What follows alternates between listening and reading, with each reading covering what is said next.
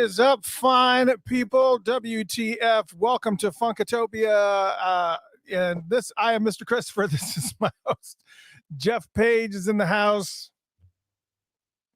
And you can't hear Jeff at all. He's muted for some reason.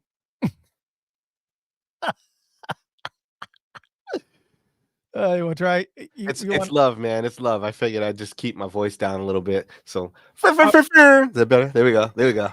Yeah, welcome to Funkatopia. Yeah, we are. We're gonna have some fun tonight. It's gonna be all over the map tonight. We apologies that you missed. That you may have tried to log on and then it kicked off. For some reason, we were having issues with connecting with Facebook, and we know that a lot of our fine folks listen on Facebook. So we cannot go. And just keep my voice down a little bit. What happened to you? Where'd you go? Sorry. What was that? That was, that was me doing everything I could to distract and disturb the show. It's like you're professional now. Yeah, I don't know. I don't even know what to even think about this anymore. All right. So it's going to be a lot of fun. We are going to be welcoming Marcus from Timex Social Club in the house. It's going to be a lot of fun. And we're going to be talking about all things. Well, we're going to be talking about all things Timex Social Club. And of course, we also got all the purple news that you possibly could want. And Andy, what is going on? You guys know Andy Kahn. That's my brother. What's literal up, Andy? Not just my brother. He's actually my brother, Andy. My brother. Andy, Purple Nerd Journal's in the house. Krista's in the house. Samantha's in the house. Lisa's in the house. All you fine folks. How are you doing? That's awesome. Man, another Tuesday. Huh? Just telling Andy we're both brothers. There you go. Yeah, so tonight we're going to be talking Timex Social Club. We're going to be having some good time. This is actually the pre-show. We start the actual show in about 4 minutes. But he will be joining us, and we will be talking all things Timex Social Club. We're going to learn about rumors. We're going to learn about the all kinds of stuff. Yeah. And just so we're clear, since we're talking about this, we're kind of talking a little bit about the pre-show itself. There's so many random things that are going on, but I wanted to make sure that you guys were aware that next Tuesday, you need to be here because the one and only Michael Bland and Sonny T will be here in the studio, Funkatopia Live, and we're going to be talking all kinds of Prince stories, and they're also they have a announcement or two to make. It's going to be very, very cool. So you need to be here next Tuesday. Do not be anywhere else. Michael Bland, Sonny T is going to be here next week. Excited about that. That should be a blast having those guys on it, of course, as always. So I'm looking forward to it. Faux show, and it's going to be good. We're going to have a good time. And but we've also got some other things that are going to be part of the mix also. We're kind of in the pre-show here, waiting for Marcus to come on board, and once he does, we'll get into the Timex Social Club stuff. But again, we're still in the pre-show. We still got a couple minutes to go. Well, yeah, a couple minutes to go. Hey, Jill. How's it going? Hey, Christina, yeah. Anyone I missed? Lisa? I missed all the early shouts, right? Yeah, that's right. Revolution 86 says, we need to have Wendy and Lisa on the show. Bucket list this year. Well, I don't know how much more love I can give those girls. I mean, we always shouting them out, always giving them support, and don't have anything negative to say about them. Would love to have them on the show. So in fact, any of you guys who are kind of cool with them, just nudge, plant the seed, man. Plant the seed. We'll take it. Come on. We ain't too proud of the bag. My desk is an absolute friggin' mess. Since we're talking here, this is the day before Valentine's Day. Happy Valentine's Day, all you fine folks. Okay. Well, look, Bonnie Aloha from Phoenix today. So she is Bonnie. And so she's normally in Hawaii. So that means, and now she's in Phoenix, and that's like a 3 or 4 hour difference from Hawaii, isn't it, Bonnie? Oh, wow. Yeah. That's quite a bit. Arizona. That's where I want to live, man. we are going to be talking about all kinds of stuff in the news after the show, but depending on how long it goes, we may start talking about some of it now. Here's what I'll tell you is that again, when I said happy Valentine's Day, there's a reason for that. And the reasoning is because tomorrow, Bonnie said 3.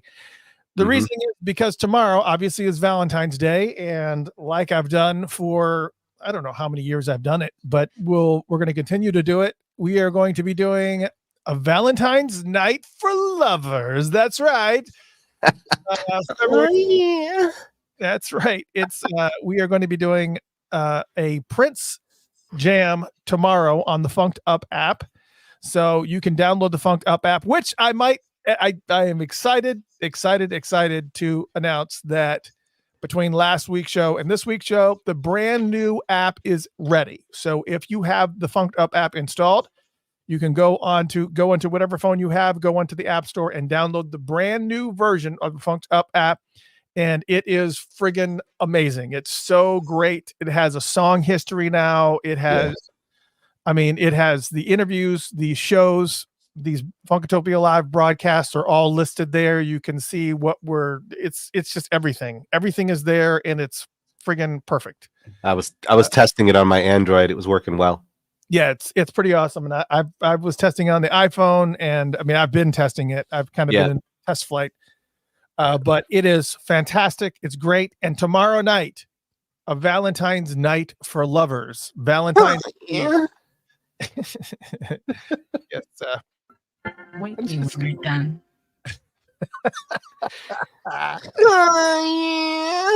So, and I was trying to figure out exactly what the balance is for playing Prince's slow jams. It is going to be 12 hours of Prince's slow jams back to back to back. All slow jams for 12 hours, starting from 3 p.m. Eastern Standard Time until 3 a.m. Eastern Standard Time, which is basically noon to midnight on the West Coast. And of course, 3 to 3 on this coast. Wow. Kind of figured, kind of figured that, you guys would want to kind of, mix it up a little bit and just kind of chill and, Wake up naked, go to sleep. Right. I'm just saying 12 hours. You can get a lot done in 12 hours, multiple times. Normally I have to see my doctor if it's more than 4, right? You want 12. You got to have a break in there somewhere. Oh, okay. All right. As long as I get a break. Yeah, definitely have a break somewhere. 5-10 minutes tops. Yeah, so it's going to be 12 hours of Prince from 3 to 3, and I hope you guys definitely tune in. And it's going to be fantastic. It's going to be a lot of fun. But we did it. We've done it a few years in a row, and it is what it is. It's great. I really was debating about trying to figure out exactly what should the timing be, because obviously most people work during the day. I was just like, all right, never mind. So 3 to 3, that's where we're going. 3 to 3 Eastern Standard Time, 12 to 12 West Coast. You guys are gonna have some fun. Hope you guys enjoy it. It's gonna be great. Yeah. And we've moved into after the 8 o'clock hour, so we are past the pre-show phase. Yes, we are. And Marcus still hasn't arrived yet, so we're going to just continue on moving. We're going to just talk about this pre-show stuff. And obviously, as I said, we have the brand new Uptown Radio app, and you'll notice that the app is no longer called Purple Yoda Radio. The app is going to be called Funked Up, straight out. Mm-hmm. There are 2 radio stations on the Funked Up app. There is the Funked Up app that plays 24/7 funk music, which is everything from Parliament Funkadelic and Earth, Wind and Fire, and of course a healthy dose of Prince. That's not easy to say. And of course all your funk hits, and of course you got new stuff too. You got brand new. I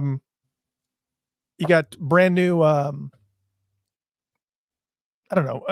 I guess brand new funk bands is kind of how we put it. There's new master sounds and Lettuce, and which was not really, lettuce is not new. They've been around for over 20 years, but yeah, but this is still that point of exposing to new and different music. So yes, so as long as they're funk, and we would be called Uptown Radio as the app, but unfortunately, there's already an app called Uptown Radio.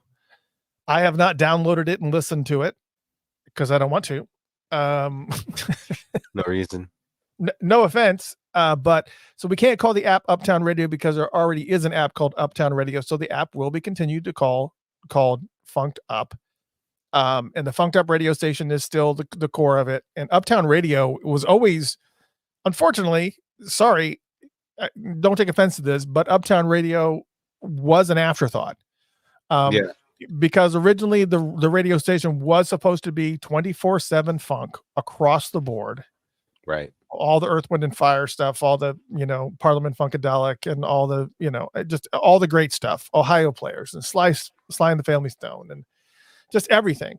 And there was going to be Prince mixed in, but then everybody was like, oh, well, then I started doing Prince blocks. If you guys remember many, many years ago, I started doing these Prince blocks where I would just, randomly do 6-hour Prince blocks or a few hour Prince blocks. And then we started doing it from 6 to 12 a.m. and 6 to 12 p.m. And then people were just pushing, and I was like watching the numbers and it was like 6 to a.m. to 12 p.m. And then as soon as 12 p.m. hit, it was like crash. So we decided to have I decided to have a second radio station, and therefore that's why Uptown Radio exists. And yeah, so it's really kind of cool. And of course, if you miss any of the Funkatopia live shows, then you can, you can definitely see them right there on the front page. You can see all the interviews that I've done. And once I get the album chat website done, which, I said was going to be this year, but now I'm like, I don't, it's the way this year is going. There's not a whole bunch of time to do all this stuff, but I'm trying. But right. I want to get all the album chats in there. And now that I have a really good relationship with Michael, who designed the app, to make those types of changes should be relatively easy. Let's see. I don't know if this is a question or not. Elena says, oops, I just clicked on the wrong thing. It says, question, Funkatopia will still be the core name. Uptown Radio is Prince. Funked Up Radio is Funk. Love the new app. It's working well for you. Yes, correct. Yes. That didn't sound like a question, but yes, that is exactly what is happening, is that Uptown Radio is the 24/7 Prince station. When you log into the Funked Up app, you're logged into the homepage. You click on the music tab and you can go to the music, what's it called? Music stations. What is it called at the bottom? I don't remember. The coolest thing about it is it works because you paid attention. You paid attention to what people were looking for, what they were listening to when they were listening. And that's the only reason this thing exists, which is, again, why we always ask you guys to make sure you hit the subscribe, and make sure you do the likes, make sure you let us know, communicate with us, because the more you communicate, the more we can do. That's how it goes. And we do listen. Everyone's paying attention, and we're listening. Yeah, I am. I'm sending an email real quick as he doesn't listen. I'm listening. He's like, what do you say? I did not hear you. Yeah. So anyways, yeah. So Funked Up is still going to be the name of the app. But however, if you go to the App Store and you look up Funkatopia, you'll find it there. And if you put in Uptown Radio, that rogue app will appear first. Not really rogue. Wow. The rogue app will appear, and then we're right underneath it. So it does know by all three names. So whatever you put in, and on top of that, what's really cool, if you go to the App Store and you type in Prince, it also comes up. So it's all over the place. Yeah. Funkatopia still remains. And that's pretty cool. I'm enjoying it. It's great. I also want to make sure that while we're here, I want to make sure that I send a huge thank you to everybody, because also you probably have known a few days ago, we crossed 60,000 followers on Facebook. That's a lot. Thank you very much. That's awesomeness. Yeah, that's a lot. 60,000. 60,000. That's that's definitely a lot. That's amazing. I'm loving it. Yeah, I'm not I was a little bit surprised because I thought it would take a little bit longer to get there but even if you look at the numbers now, we may possibly get to 61 before next week. But it's pretty staggering. And just so you know, if there's any naysayers out there, I have not paid for any followers. Right. So I'm not even really sure how you do that. But what I do is that there typically is never a day that I do not post something or post multiple things. I just put a lot of thought into what you're doing, and I'm also going through the process of actually inviting people. A lot of people miss that part of Facebook. If you have a Facebook channel, you can actually click on who's engaged with your post, where the little hearts and little thumbs ups are. You can click on that, and anybody that has engaged with your post but is not following your page, it will have a little invite button, and you can just click invite. And I can tell you that I have spent hours and hours.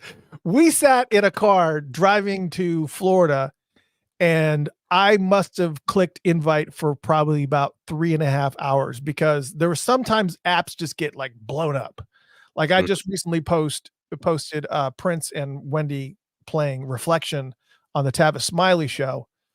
And that wasn't that long ago. And it was like 22, I think it's at like 2,200 engagements.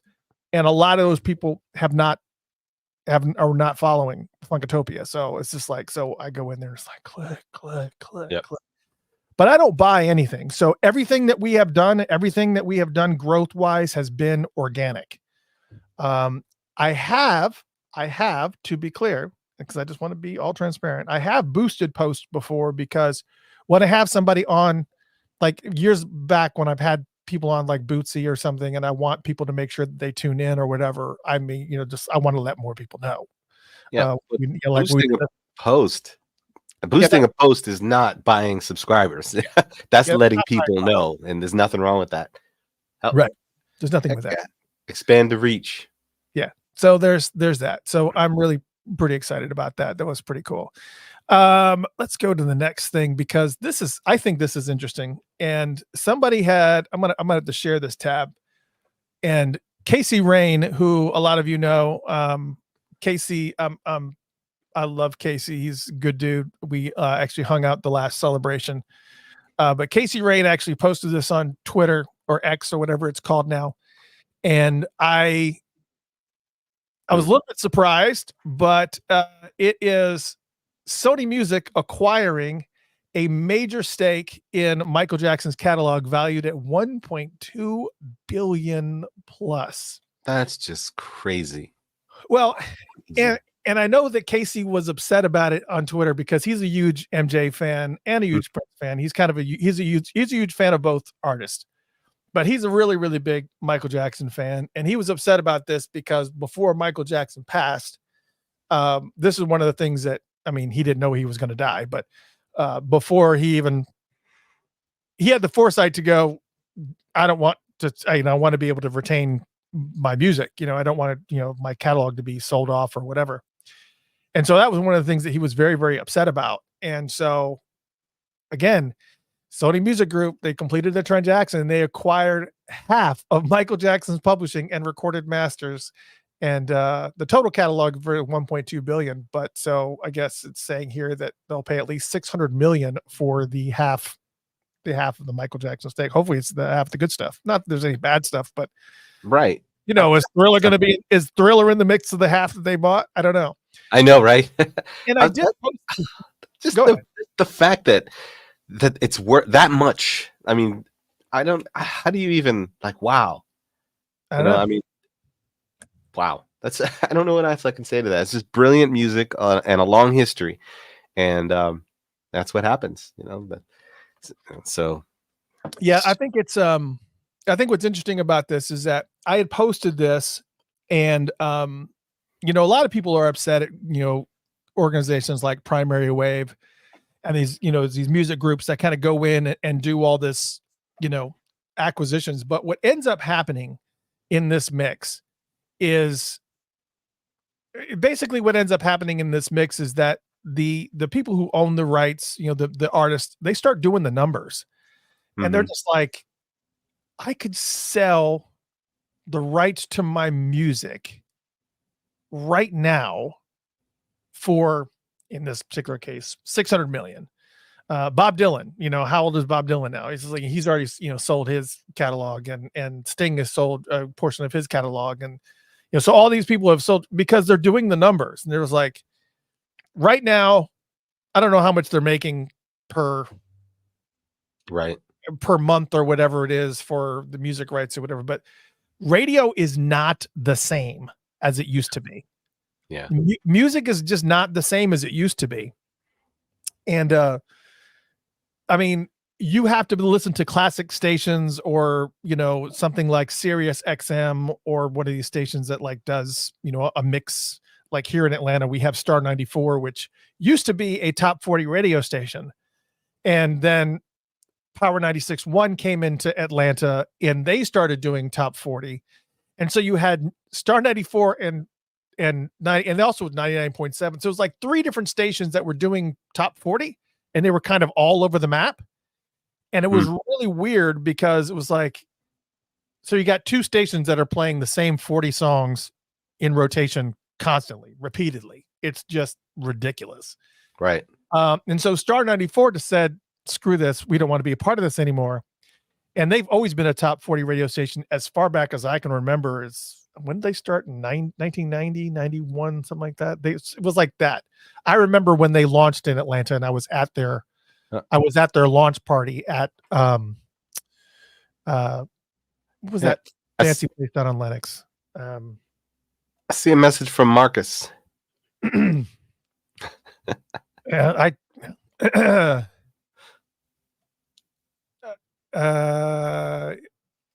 Let's see what's going on here. Yeah, well, let's make sure. Oh, you know what? Because we had to. The link probably changed. He can't get in. Change. All right. So I noticed, Alana, you mentioned, is it legacy? What'd you say? Is it legacy or preparing for the afterlife for these artists? And the thing to think about though is their legacy is already created, whether they sell or not. You got to remember that too. Yeah, yes, they can sell and there's money exchanged and whatever, but it's already created. It's already there. It's done. So preparing for the afterlife or making sure there's more for the rest of the family, all that. I mean, yeah, but it's done. It's handled. It's just handled more now. Once they crunch the numbers, they go, why am I holding on to this? Right. And the other part of this, though, which I found funny, is that, you had half of the crew that was upset with Michael Jackson, or upset with Sony because, Michael Jackson didn't want this. But if you guys remember, Michael Jackson did this to Paul McCartney when he bought the Beatles catalogs from underneath them while they were still alive. While they were friends. Paul McCartney was still alive. The only person that had passed away was John Lennon. So most of the Beatles were alive, and he went in and like scooped up the entire catalog. It was insane. Yeah. So I know that when that message got out on Billboard, or when the news brief got on Billboard, I know Paul McCartney was laughing. I know he was at least smiling. It was just like, yeah, okay.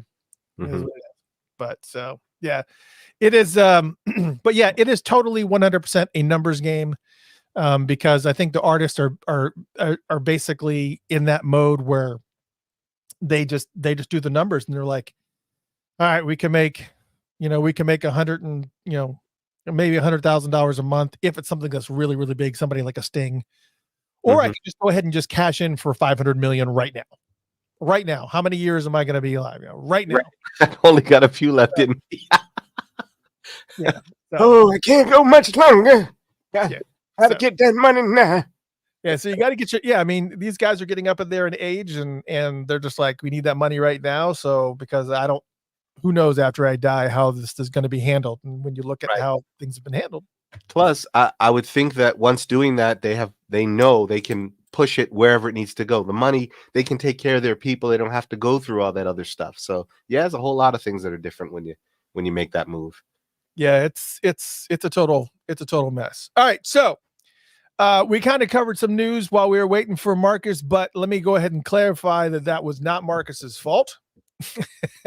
That was my fault, because you guys remember that it was not connecting with Facebook, so we had to recreate the stream, and when it did that, it changed the link, and Marcus was doing his part, and I screwed it up. That was me. 100% my bad.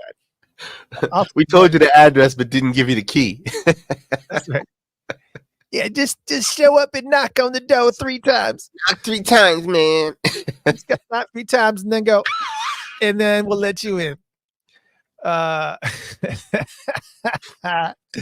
Roddy says, did I miss Usher? Yeah, he was. Yeah, you did. Usher was here. He came in, said hello, and then he left. And he told us we made him want to be the one, but never mind the rest of that. It's okay, because we missed it too. We missed it.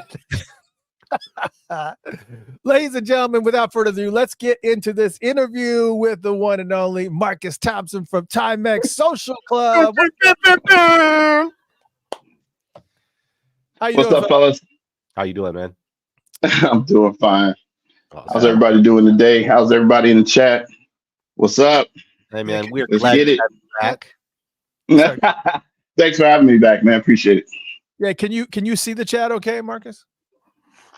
Oh, I'm on this phone, so we typically will bring over. No, I don't see the chat on the phone. Oh, on the phone, yeah, maybe a little bit different. Yeah, any questions that pop up? Yeah, any questions that pop up, we'll pull them over. Oh, good. Good. But yes, happy to be here.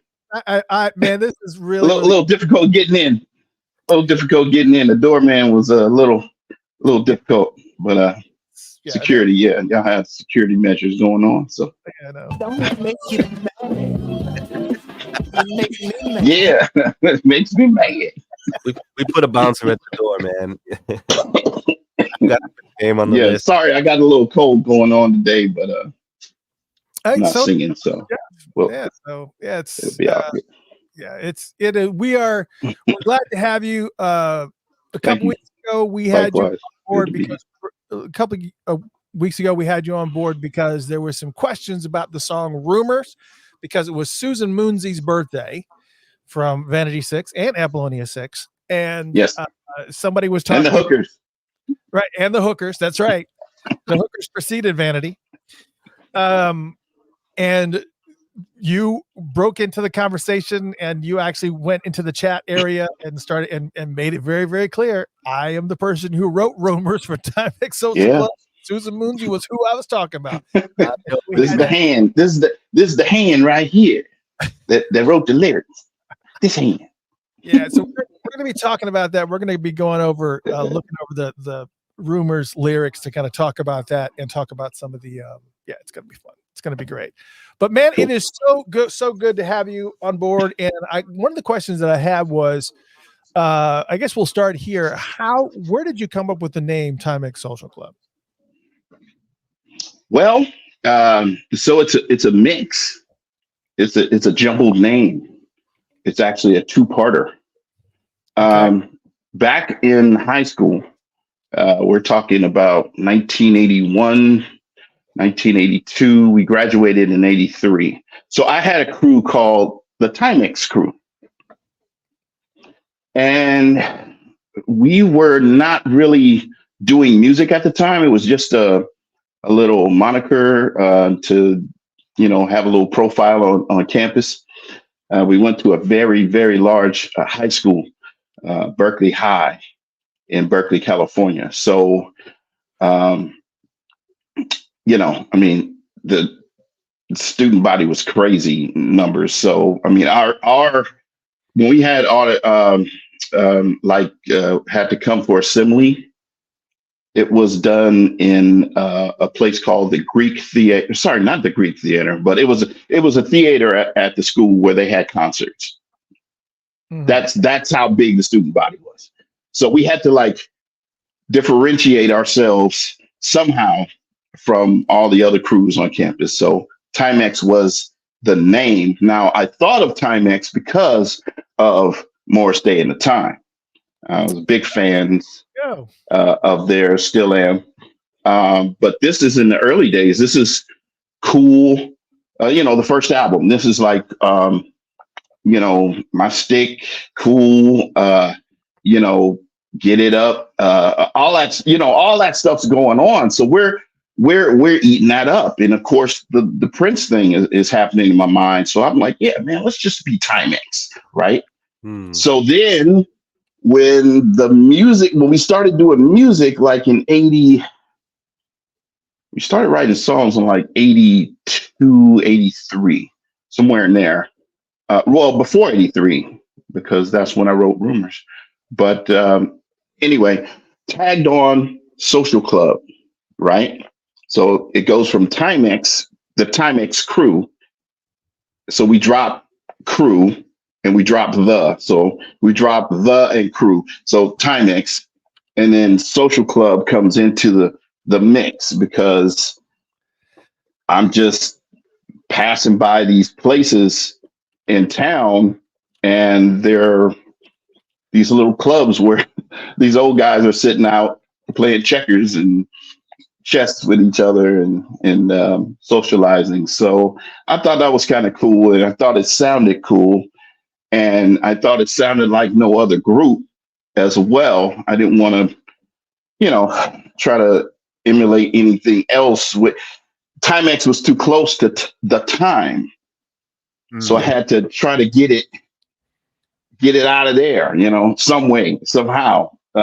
So I married the two, and in the initial recording session of Rumors, the engineer actually said, "Hey, what do you guys want me to write on this? On the box, on the 2-inch tape. Who's the artist?" So everybody looked at me.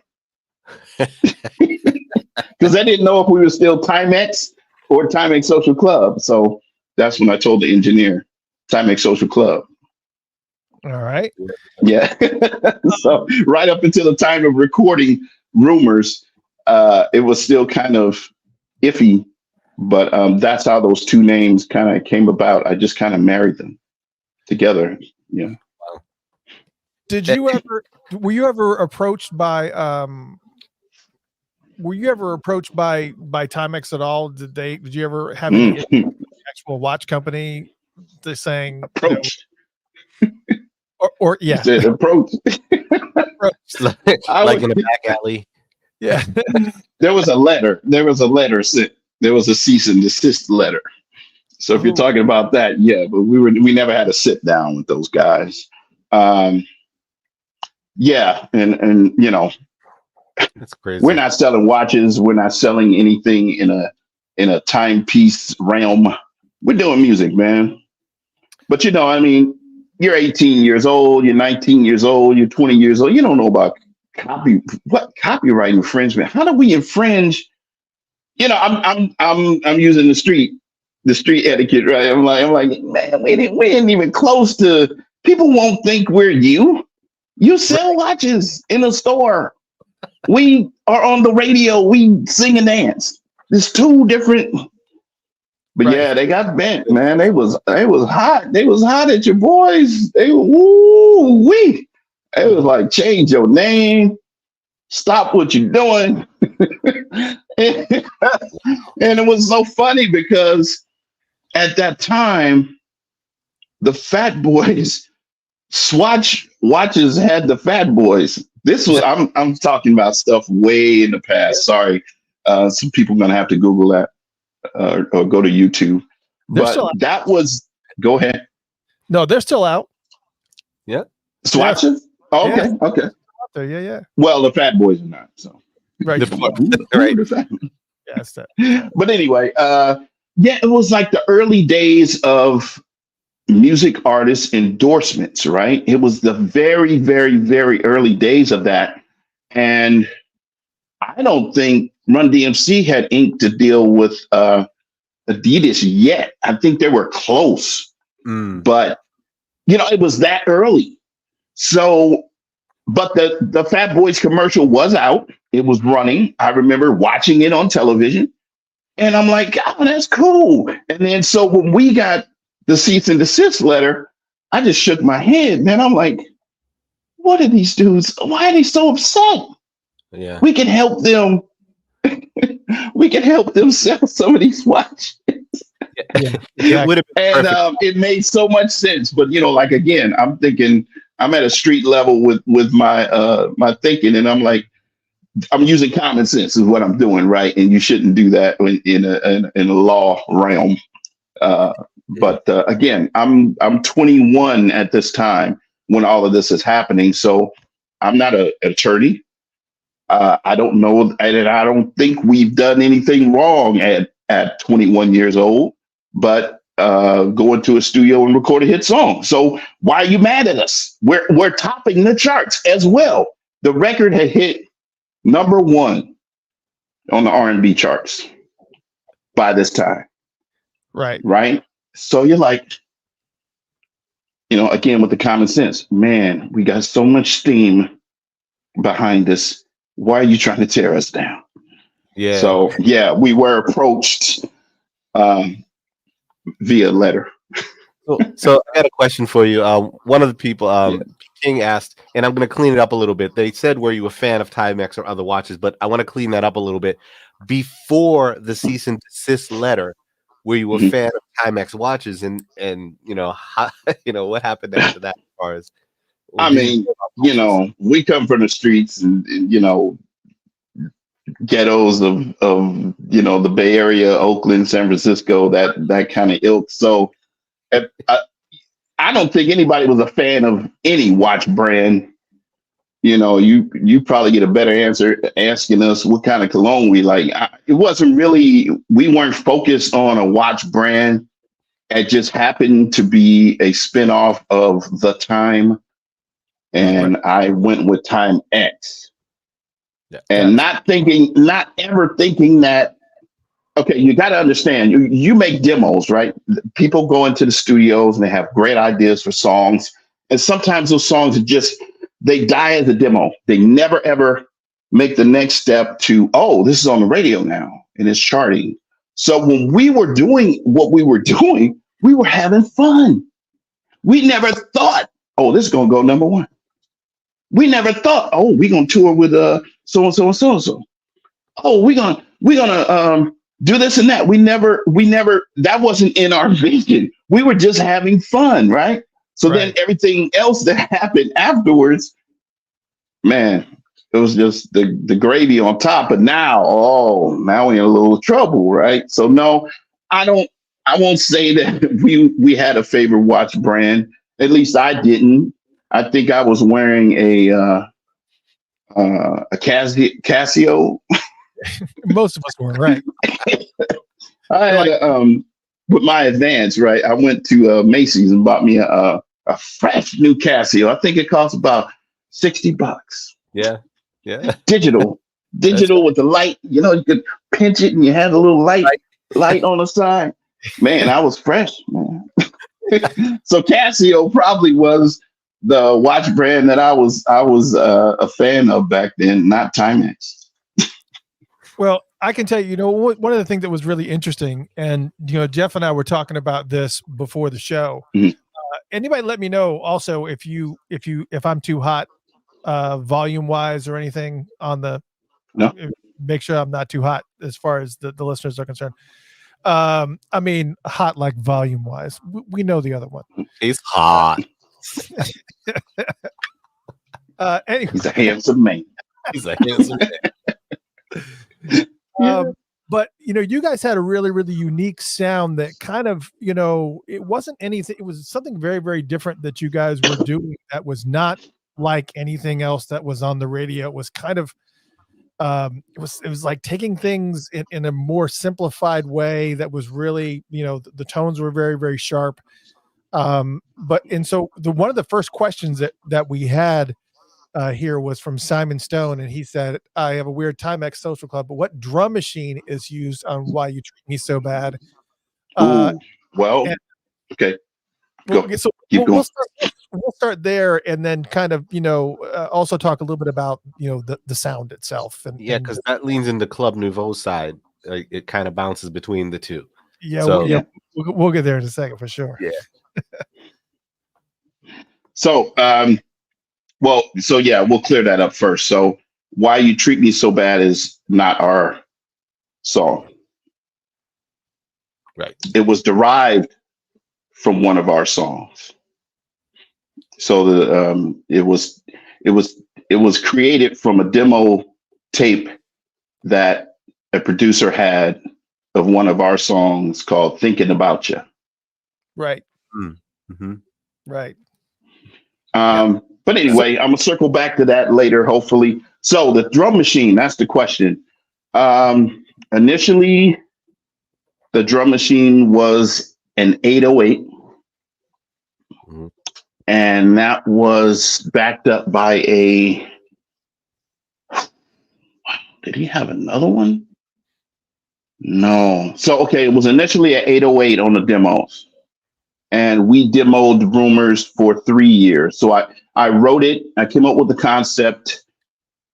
All this happened in 83, the summer of 83, because I graduated in 83. So the summer of 83, somewhere along in there, I wrote Rumors, and then we started working on it. And if you ever see the 12-inch, it says it came out in 1986. So we had 3 years of just rubbing on that thing, keep polishing it, right? It starts off crude, and then you keep, perfecting that recipe, right? And by the 3-year mark, it's old to us. But anyway, getting back to this drum machine thing. So when we went into the studio, we took the 808 and we laid down the 808, definitely, and you can hear that. It's very prominent in the mix. And then to back that up, it was a Lin. So there's two drum machines on Rumors. There's an 808 and a Lin. Wow. So that's what's kicking at the same damn time. Okay. Well, the Lin was very expensive. Mark Ronson. The Lin wasn't ours. The Lin was brought in to punch it up. Wow. Ronson, the only one we had was the 808. Mark Ronson has a special right now. I want to say is it Apple TV? I think it is. It's called See the Sound or Feel the Sound or something like that. But he was talking about drum machines, and he actually talked about the Lin drum, and that the Lin drum was so popular that the 808s came on the backside of the Lin drums. And then the 808s, because they had kind of flooded the market, all of a sudden people were, turning them into pawn shops and just, giving them up, and then they dropped in price, and everybody just started picking them up and just So what was cool about it is that they actually had you started hearing more and more 808s on music and hip hop. So that's the reason why the 808s just started flooding the market. Where did you pick up your 808? Did you actually own that one? No. So our music guy, his name is Alex Hill. Shout out to him. So all of our equipment was owned by Alex. He had studio at his apartment, 1-bedroom apartment. And so the studio was in the living room, man. I wish we had some photos of that, man. That was some great days, man. We sit around on the couch and think of tunes, man, and play around and come up with stuff. But Alex had that equipment, so I think he bought that from Guitar Center. Wow. In Oakland, California, or Bananas at Large in San Rafael. It was two shops that he liked, so I'm not sure. I wasn't with him when he purchased it. Yeah. But shout out to those stores in the Bay Area. Let's talk about these guys here. Give me a little bit of rundown of of this band we're looking at right here. Let's go left to right on this bad boy after you take a sip of your water. Let's go left to right on this bad boy and talk about the band. That's Alex with the suit coat on and the brooches. The brooches. You see the brooches on the collar, man? Serious. On the lapel. See them brooches, baby? Serious business, man. Yeah. Killing it. So it really doesn't do it justice because that's a black and white photo. Right. So, but anyway, I'll next is me. Oh, Mr. Serious group leader. So that's me with the fingers upside my head.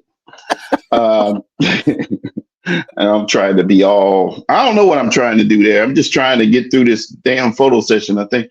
And that's my boy, Mike. He's the lead vocalist. He's standing right behind me. And then Kev Mo. Kevin was a classmate of ours. So we all went to Berkeley High. And sorry, let me clean that up. Kevin Moore. But we called him Kev Mo. Not to be confused with the jazz artist Keb Mo. Right. But yeah, that's Kev Mo. K-E-V. We all went to Berkeley High.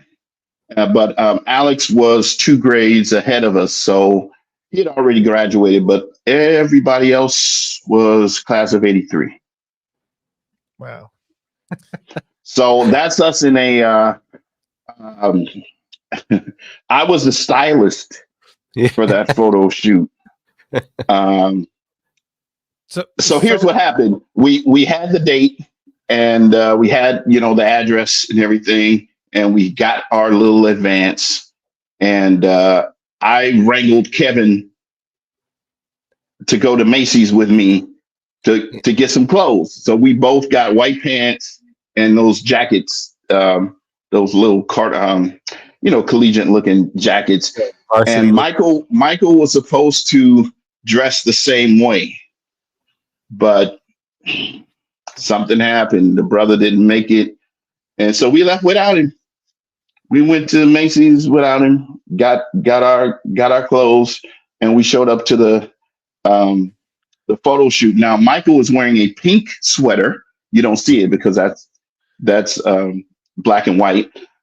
Kevin and I'm wearing a white sweater, and Kevin has on a yellow sweater. But see, in the black and white realm, it all looks white, right? Except for that Casio. Except for that Casio. Yeah. Oh man, I wish you could zoom in on it, bro. That's that Casio gleaming right there on my wrist. Bling it out. You're like, man, it's not even 24 hours old, bro. It is fresh out the box, right? So, and then Alex is wearing a blue blazer, and it's in a tie. He's got on, I think, a pink tie. So we were some multicolored individuals on that shot. But what the photographer did is he took pity on us. He was like, I'm gonna make a set of color and black and white for y'all. So we went with the black and white because it looked more uniform. So Alex didn't get the memo that you guys were wearing white on this photo shoot. No. Them 2 brothers was doing their own thing. They didn't want to rock with the stylist Marcus T. They didn't want to rock with me. So yeah, I know. But yeah, if I had my way, we'd all been wearing those jackets. I thought they were fresh. Oh, yeah, so we happen to get a color version. We get to make fun of it because there is a color version out there. Yeah, I don't know why. You're gonna have to go to Google Images to get that. I did. I went to Google Images and I looked for Timex Social Club. Out there. And I kept seeing black and white, and I was just like, I know because I like to try to bury things, but so if you got 10 minutes, you can find it. So when we're talking about you're putting the album together, you were actually picked up to actually tour with a wide variety of bands. I mean, everybody from Run DMC and of course Beastie Boys and LL Cool J, and you guys were all over the map. So Mike, Yes. so before we get into that, and because I do want to talk a little bit about the touring process that you guys had, but Okay. one of the things that I found interesting, and I just because I don't remember, I was 1986. I was born. I don't know when I was 16. 16, I guess. No, 18. I was 18. It was 68. Okay. So I guess my question is, and I don't remember the timeline of this, because did you guys already have the album done, or were you supporting them based on just like a few songs, or was the album already released? No. So, wow. All of this happened so fast, right? We had definitely, Timex had an album in the can, but it was all demos. We needed time to, go into a 24 track and lay things down. So yeah, we're submitting all these cassettes to the record label, and with the hopes of, okay, we got to get green lit for everything after Rumors, right? Because it's like, oh, we want to, we don't want to drop the ball on this, guys. We want to come correct. So we're submitting the demos, even the rough ones, the ones that I'm just singing a cappella, or there's a drum beat behind me and I'm just, it's what you call a work print, Prince did a lot of those, on that compilation they released right after his death.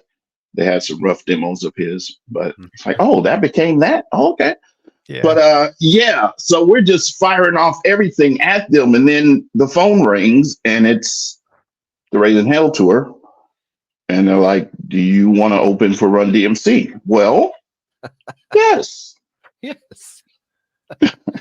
I guess. At this time, I'm currently making $4.25 an hour at my job.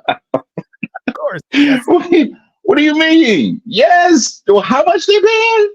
What? We'll be right there.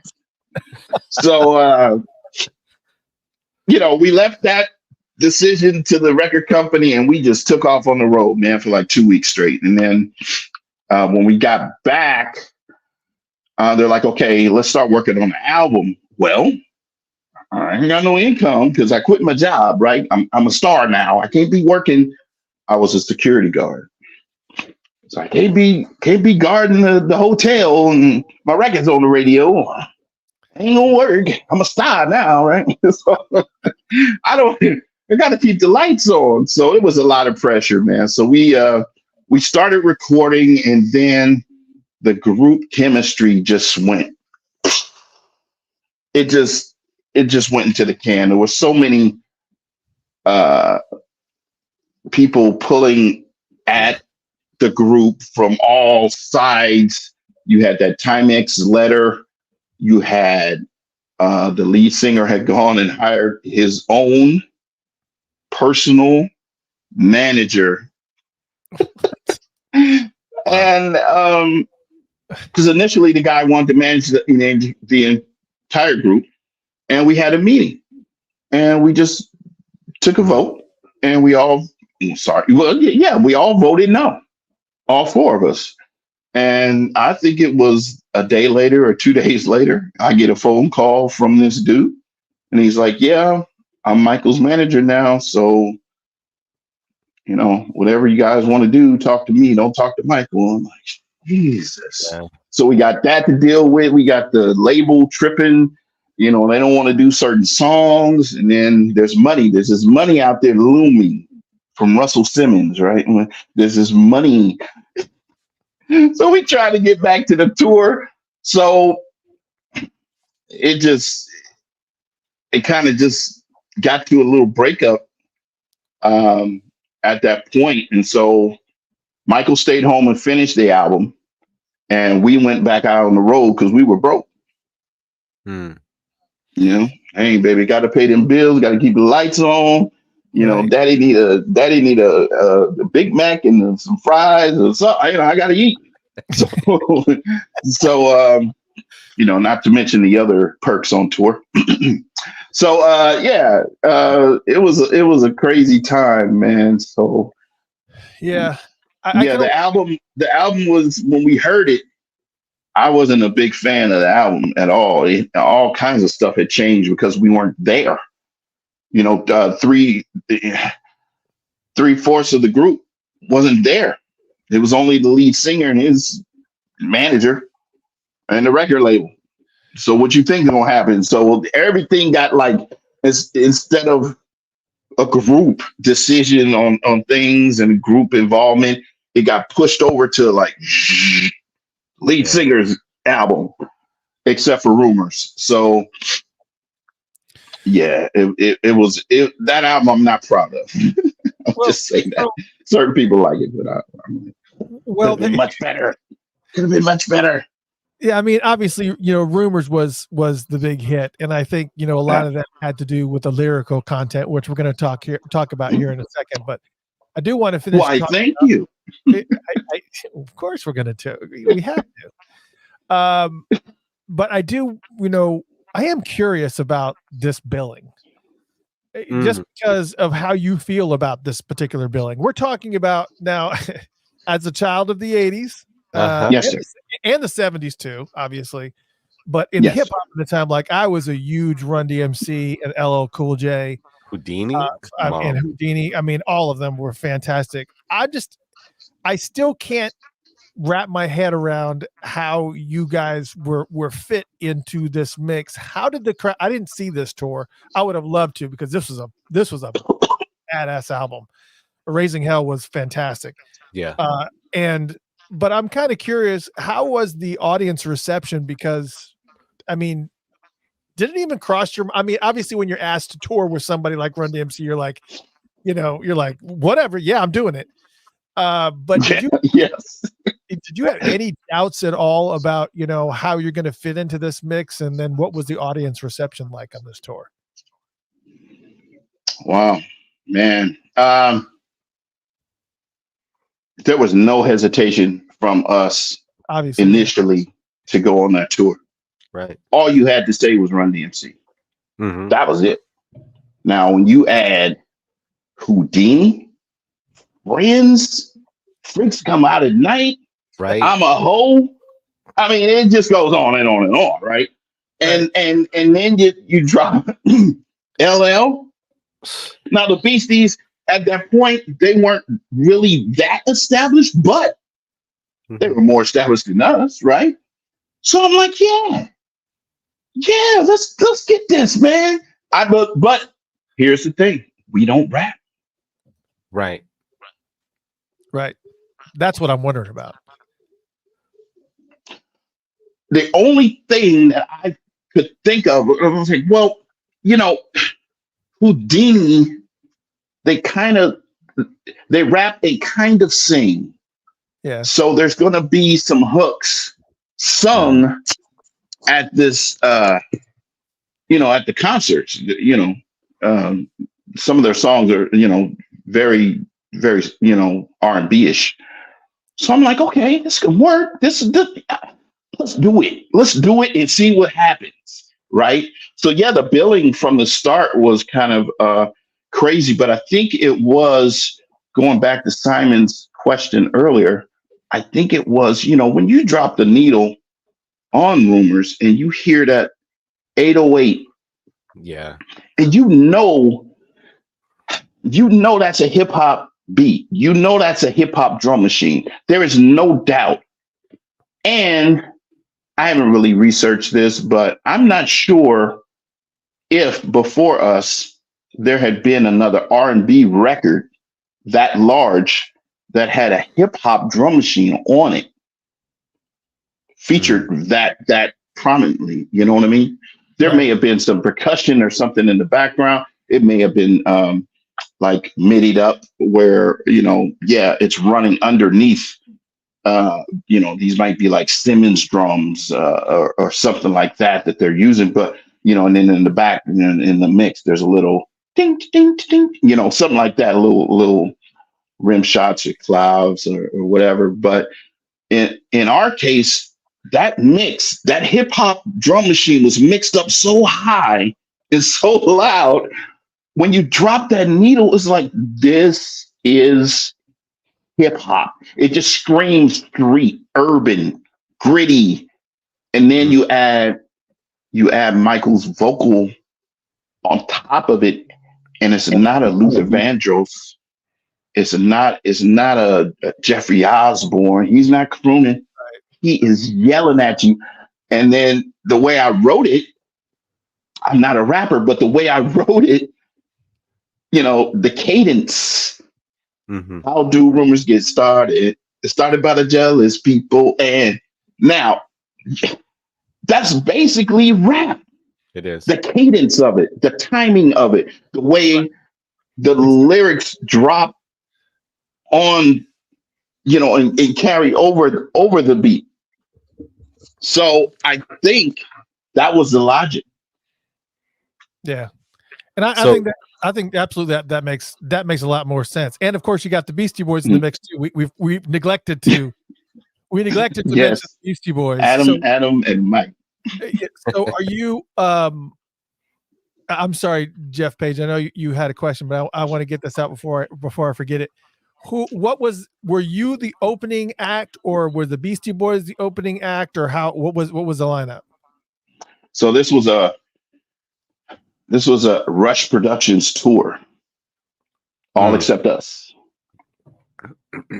Every act on that tour was managed by Russell Simmons. Mm-hmm. Yeah. So they shoved us to the front. Yeah. They shoved us to the front. So, and then to make matters worse, right? Here's the joke. So we're rising up the charts. We're in the top 10. We're in the top 5. We're killing it, right? And we're coming to your town, right? They put us on first. And you know black folks ain't on time to no concert. Little CPT. Got it. So the ticket stubs say the show start at 7:30, player. Well, I'm pulling up. I'm in the parking lot. It's 7:25. We can make it. You know? Yeah. Man, by the time they got in there, we was off stage in the damn dressing room eating snacks, man. So you performed to crickets. A lot of folks never saw it. Yeah. We was the bait. We was the bait. I was to go see Timex, and they were like, "Where they at? The white boys up here first." I'm like, "Wait, I know they coming on next." As soon as they go off, it's LL turn. It's like, as soon as they go off, it's Houdini, and it's like, "Well, damn, did we miss them?" Yep.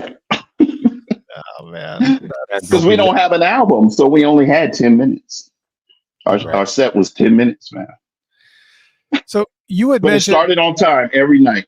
Oh, I'm sorry. Every night it started on time. Then them shows were ran like clockwork. It was the best concerts we had ever been a part of because they never dragged. You know, it started on time. No ifs, ands, or buts. It should be. And you were only 10 minutes, so you got to enjoy. Right. Good night. And then it's intermission, and then they walking in. They got their popcorn and hot dog, and you know they done bought the T-shirt and everything. And then they sitting down and they want us to come on, baby. We gone. Got my money. I'm in the dressing room. So how much? Oh, it was sad.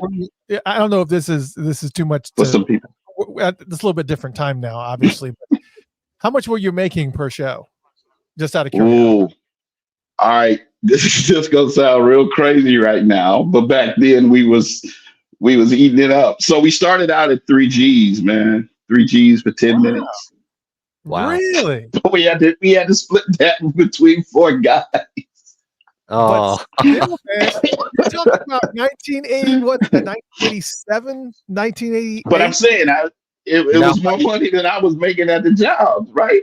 I'm making $4.25 an hour back then. So yeah, I don't care what it is, as long as it's over what I'm making. Right. You know how hard it is to make that now for a 45-minute show for for an artist? Say what? What? Yeah, What, I Jeff? actually have. Yeah, what Jeff was saying is how hard that is to make now because I have. I used to be. I used to perform quite a bit. Doing regional stuff. But, Okay.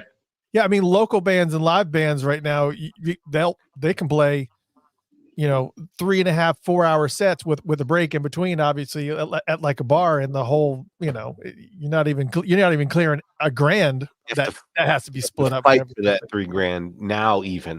And that's in 2024. Well, we did get a bump in pay when we came back after that little 2-week break. We negotiated very hard. Yeah. And so they bumped us up to 5 G's. Ooh. But here's the thing. I don't think we were making.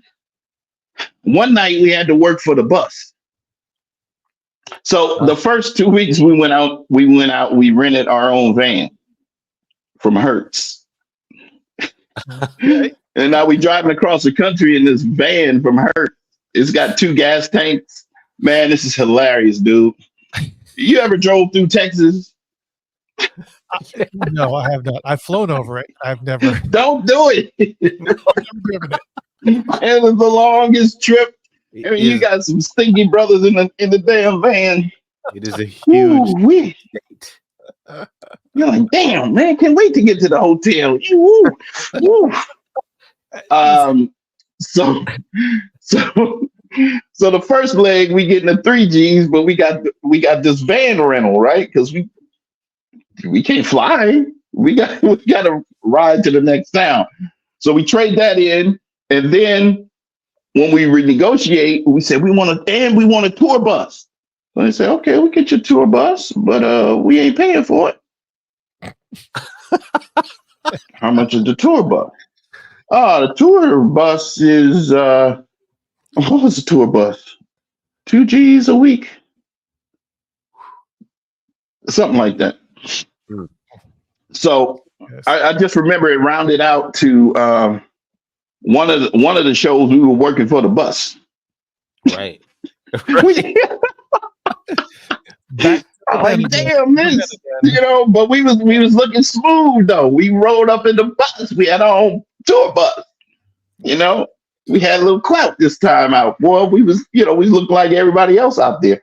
But yeah, man, that was crazy. So yeah, we did go from 3 to 5, but when we got to the 5, we still had a little kickback. Afford AC. At least you could afford AC this time. Oh, we had AC in the rental. It was the proximity was killing it. You know what I'm saying? Now in the tour bus, you can go way in the back and get away from somebody. They got a shower on the bus and bathroom. You can keep rolling. We got our own driver and everything. So it was a better situation, but it did cost. So you alluded to it earlier, and so one of our Yes, listeners sir. popped the question. So we got to know, man, what perks were you referring to on the tour? Somebody wants tea. Lisa wants the tea. Make sure All the right. wife is not in the room. Who is it? Lisa? Lisa LaBeouf, yes. Lisa. All right, Lisa. Well, you've heard stories. So it's all brothers in the band. It's all brothers in the group. And All right. ain't nobody that ugly. And we did go up first. So we had our choosing, a picking. You know what I'm saying? We go up first. We get the sweat off. We go back there, change, get fresh again. And them brothers is up there working. Now we got, we can spot a crowd. We picking and choosing out here. So there were groupies. There were groupies. All right. There was a lot of free things given. Yeah. I'm not a drug person, but I do drink. So, I rarely had to buy my drinks. Yeah, but it was sex, drugs, and rap and roll. But yeah, just let your mind wander there, Lisa. I'm just glad. I always said it. I'm glad TMZ wasn't around back Right. then. Right. Your boy might have been. Clink, clink. And these are not rumors. Now, with that said, if you want the real tea, it's in this book right here that I wrote. How do rumors get started? The true story of Timex Social Club.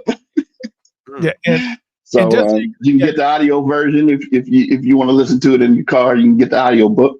If you want to thumb through it, you can get the paperback. It's on Amazon and other retailers out there. and matter of But I fact, go deeper. yeah, matter of fact, if you want to get the book, we actually set up a quick there link. it is. So, funkatopia.com/Timex. So FUNKATOPIA.com/Timex. That will take you right Thank to you, the sir. Amazon page where you can actually pick up the book. Thank you, sir. Yeah, so we'll make sure that we. So yeah, Lisa, if you want the entire cup of tea, that's how you get it. So But right now, I'm just gonna let your mind wander a little bit. But we did indulge. There were a lot of free things given. now I remember you were talking about. I had read before that when you were in the process of making this demo and kind of going through the process of making this demo, that at one point in time you actually gave that demo to the one and only Jesse Johnson. So can you tell the story about meeting Jesse, how that went, and eventually how you ended up getting tied in with Morris Day? Yeah. So let me try to be fast on this. It is 1985. I am lying to my mother. She wants me to go to college, and I'm giving her the classic. I'm doing my music, Mom. If it doesn't pop in the next year, I'll go to college. But right now, I'm concentrating solely on my music. I got blinders on. That's all I'm doing. So she went for that. So anyway, I'm sitting at home. It is a Saturday morning. The phone rings. It's a friend of mine, DJ from high school, Terry Ward. Shout out to T Ward. T Ward is now the manager of, at the time, he was the manager of, I think it was Tower Records, a Tower Records that was located in downtown Oakland. Gets on the phone. Marcus, y'all still trying to do something with that record? Yeah, blood. Yeah. Yeah, what's up? I'm at the store now. I'm the manager, blah, blah, blah. Yeah. I know. Jesse Johnson coming in today for an autograph session. What? When? What time? He's gonna be here about an hour. Slide through, man. Maybe you can give him the tape. Maybe something happen. Click. I'm dubbing tapes. Where's a blank? I'm dubbing. I can't give him the original, so I've dubbed the tape. I wrote my name, the group name, Timex Social Club on it, phone number, everything. I'm prepared, right? Everything you need to do. Slide up there, running, catch a bus, whatever I'm doing. I'm getting there. I get there. There's a line of girls out the back of the store. Of course. Now the store isn't open yet, but I spot T Ward, and I'm like, T, it's me. He said, come on. So he gets me to the second or third in person in line, right? So I'm behind these females, right? So they go in. It's all, Jesse. They just they losing their minds, right? It's Jesse Johnson, he's got the ruffles and the hair is doing what it's doing, and he's wearing all pink. I mean, he's straight off the album cover, right? He looks just like the album cover, and then his boys, the band, there's like two on this side, two on the other side, or three or whatever. And it's a whole impressive table, right? But anyway, these girls are losing their minds over him. So they go, okay. Other girl goes. Now I'm next, right? So now I get up there, right? And he's looking for, I see him when I'm approaching. He's looking for a record because he wants to sign my record. I don't have a record. So I have this tape. So I get at him straight up, man to man. I look him right in his eye. Jesse, what's up, man? My name is Marcus. I got this group, Timex Social Club, man. We tight, man. Check out the tape, man. We got hits, dude. You know, we love to be down, blah, blah, blah, blah, blah. And give it to him. Now he's very confused at this point because he's like, I ain't come here for this. I can see it on his face, but I'm trying not to buy into that. I'm like, yo, I'm serious. I'm here to let you know I'm serious. I want to be down, right? We want to be signed. So I can't get into the, you know, thing that he's, you know, looking down or whatever, you know, kind of, you know, why are you wasting my time kind of look. So I'm like, yo, if I come off very confident, perhaps this man, you know, when he has a little time in the limo or tomorrow, whatever, we'll listen to this tape. So that's what I did. I was straight up, eye to eye, blah, blah, blah. I said what I had to say, gave him the tape. He passed it to a band member. Peace, 2 fingers. I'm out of there. Stage left. And so I leave there. I'm on cloud 10, not even on cloud 9. I met a member of the time. Right. I just shook this brother's hand. Yeah. I was eye to eyeball with this brother, face to face. And now he has my music in his possession. He has got to call. This is heaven sent. The Lord has sent this. This is the day, right? There's too many things that have happened for this not to come true. This is my dream. And to be signed by a member of the time, the band that we love. Oh, that would, right? So anyway, I go home, wait by the phone. Day 1, nothing. Day 2, come home, look at the answer machine. Back when we had the answer machine, ain't nothing blinking, no lights blinking. I'm like, all right. But every day, man, I would come home. I'm still waiting for Jesse to call me. Isn't it funny? Now, Jeff Page, we've all been in bands before, and we've all been down this road with the demo tape where we get it into the hands of somebody that we think is going to be able to do something for us. And you got your phone number, you got the promo pics, you got everything. You even go home and you re-listen to the tape and think, "This is how he's gonna hear it." You're like, "Oh, let me envision how he's gonna hear the tape that I just gave him." It's like, "Oh man, this is gonna happen." And then just like you say, day 1 goes by. And day 2, right. It happens like that every single time. It's like so. It's funny when I saw that movie Hustle and Flow. There's a scene in Hustle and Flow where Terrence Howard's character gives Ludacris's character a demo, and the demo gets tossed in the toilet. Yeah. I'm like, you know what? Jesse probably did that to me, man. My tape is probably in the toilet, man. That's crazy. But yeah, that movie like brought it home to me. I'm like, that's probably what happened. Yeah, and there's only one time that I actually knew what happened to the tape when I met Randy Travis at his house. Oh, okay. We went on a tour of Nashville, and we drove by his house, and I remembered where his house was, and I went back to his house, and he had home, and he answered the door. He answered the door, and I gave him the tape, and I told him all about the band and everything, and I looked down on the floor next to the door. I saw this trash can next to the door, and he did not put it in with the door open, but literally, I'm telling you, he was like, I appreciate it. Like, listen to it. And as the doors closed, I could hear that cassette tape hit the floor. And I was like, I didn't even go listen to it. God damn. Kind of stalkerish to be ringing his doorbell. That's I know. Dude, you bold, man. You gotta be bold. You could have got that guard dog on you. Yeah, I know. But some pit bulls after you, boy. Yeah, somebody asked us. Wait, he didn't have there wasn't even a gate or anything. You just walk right up. I know, but I'm just. Somebody asked this question, and I don't know what the answer to this is, but this is, where does Jay King come into the story? He was the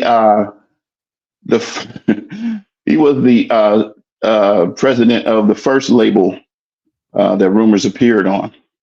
Gotcha. Rumors was recorded in 86, January 2nd, January 3rd, my bad, 1986 in Richmond.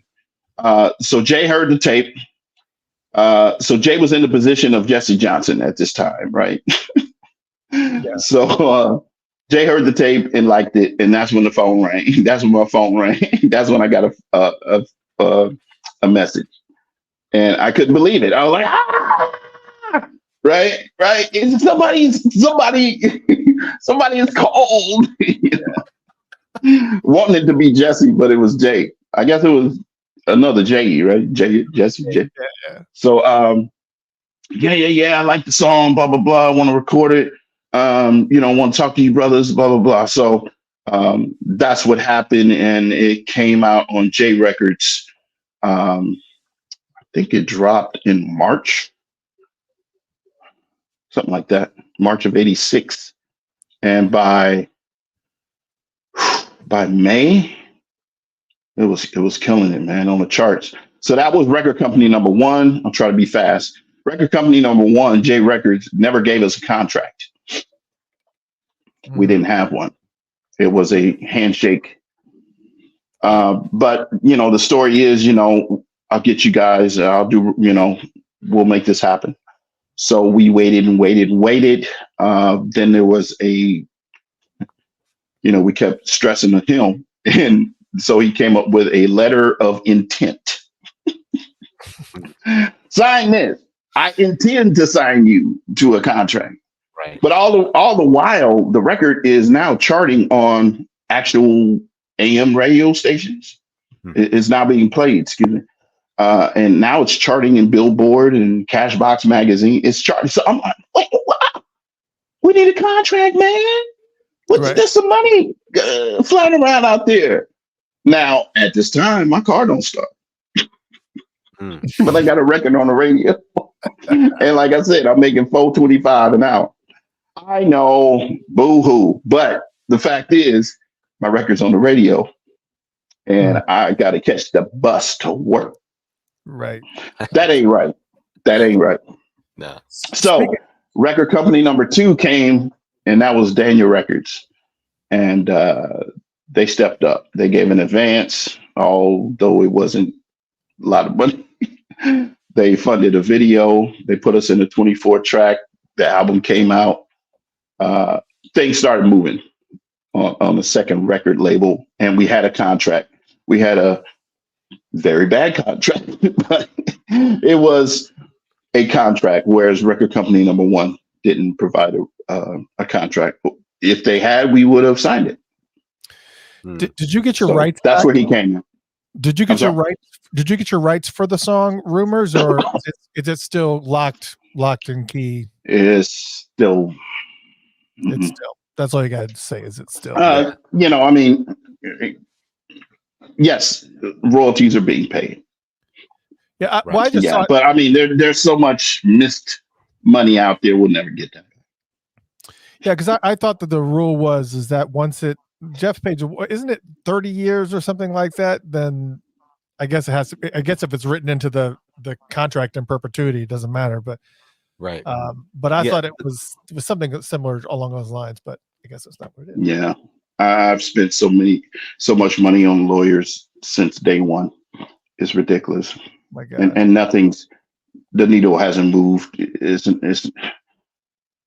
like I shouldn't have even hired an attorney. But I mean, I'm not sitting up here bitter. I mean, I went on to produce and record other groups and other songs and other projects and, DJ for people and, but this is a story that a lot of artists have. It is not a time to get, all sappy and let's start crying about it. And, I mean, it was worse for people like Little Richard. Yes. Oh yeah. James Brown too. Yeah. The architect. We can talk about Motown and but things are written, contracts are written for the record company's benefit, not for the artist. All right. I know people want us to talk about, actually, I have one more question before we start. I want to go over the lyrics of Rumors real quick for those who may Yes, have sir. a couple weeks ago, but I have one more question regarding Jam Master Jay. I know that you, at one point in time, I guess, maybe it was during the touring period where Jam Master Jay really kind of, helped you along in a variety of different ways. Can you explain your relationship with Jam Master Jay and what transpired? Oh man. Day one. I'll be real quick. Day one, we get to the first auditorium. We're late. And I go into all of that in the book. But we're several hours late. I mean, we're really close to showtime. I think the showtime was 7:30. We get there like 4. We're cutting it close, man. I mean, nobody is happy to see us because they're like, yo, we wrote y'all off. Sound check was at 2. Wow.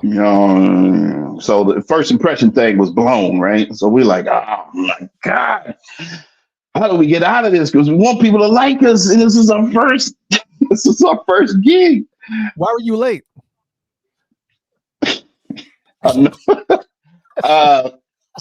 Man, we'd be here all night, man. But it's in the book. It's in the book.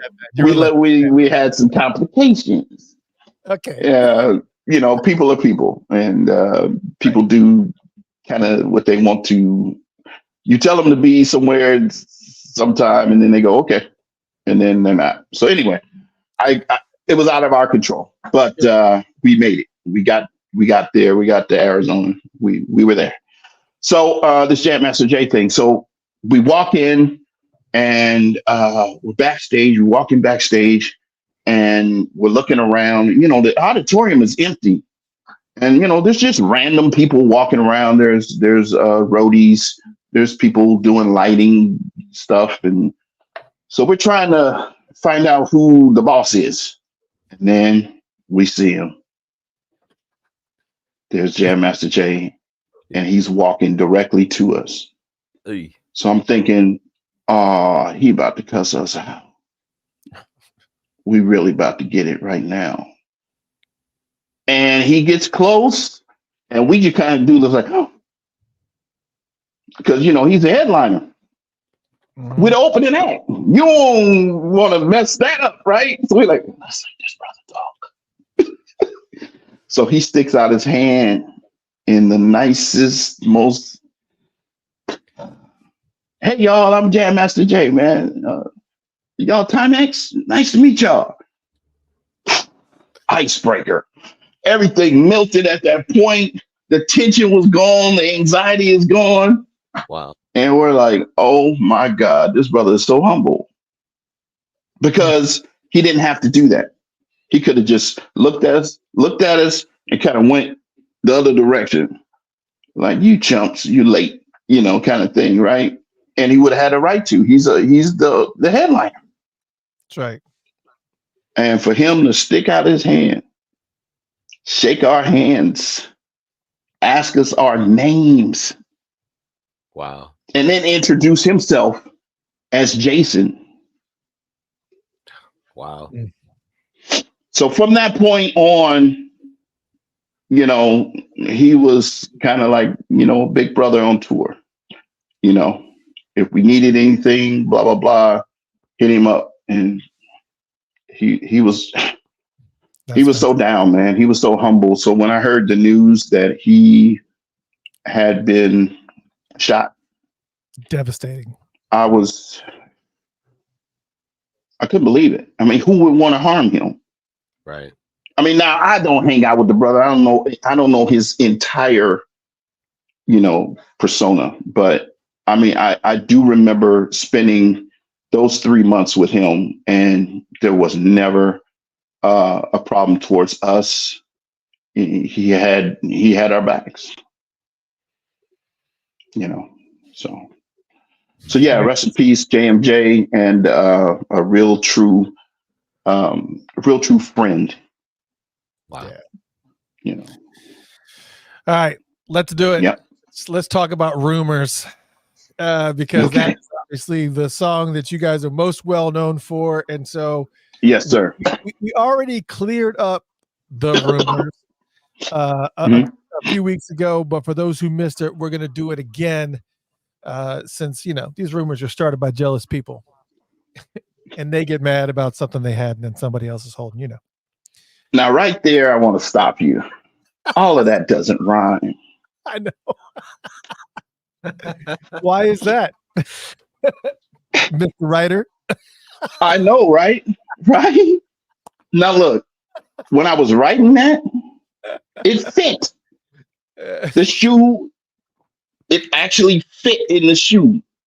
And it sounded good, way. but it don't rhyme.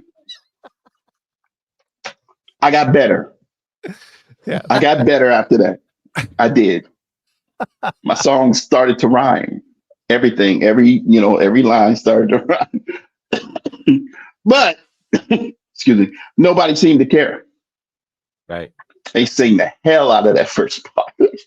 Oh, yeah. And I'm like, oh no. So how long? Yeah, I wish I could have had that one back, but it got out, it got on tape, and it got pressed on the wax, and it's forever part of that song. How long did rumors out when you guys started touring? I know I don't want to go back, but I do want to ask that. How long had rumors been out, or how long did you have to be on the tour before people started bringing along? Rumors, I think it started charting, being played on the radio and actually being charted in Billboard when I saw it, because that's when Jay called me and he was like, Marcus, if you can get a copy of, what do you say, radio records and radio. He's like, I never heard of that magazine, bruh. So I went up to the newsstand and I got a copy of it, and there it was. It was being played in Texas. So I think that was around March of '86, and we started the tour in May of '86. So from March to May, that's when it got some steam behind it. And but you never know. You can have a record play on the radio and just never get past the top 20. Right. But it's on the radio. Mm-hmm. That doesn't make it a hit. It just makes it radio worthy. So to watch that record climb, I think it entered the charts in the 80s, like 82 or number 81 or something, and then watch it go to number 1. Oh my God. So I think what you're looking for is May of 1986 is when it was like everywhere. That's when it was, and I want to say the club play helped it tremendously, because every DJ I come across with is like, man, I had 2-3 copies of your joint. Yeah, I had like at least 2, maybe 3 copies in my crate, because that song was so high. I didn't want to scratch it, or if it did get scratched, I'd just move on to the next copy. I'm like, dang. So, for DJs to tell you they got multiple copies of your joint, you're like, man.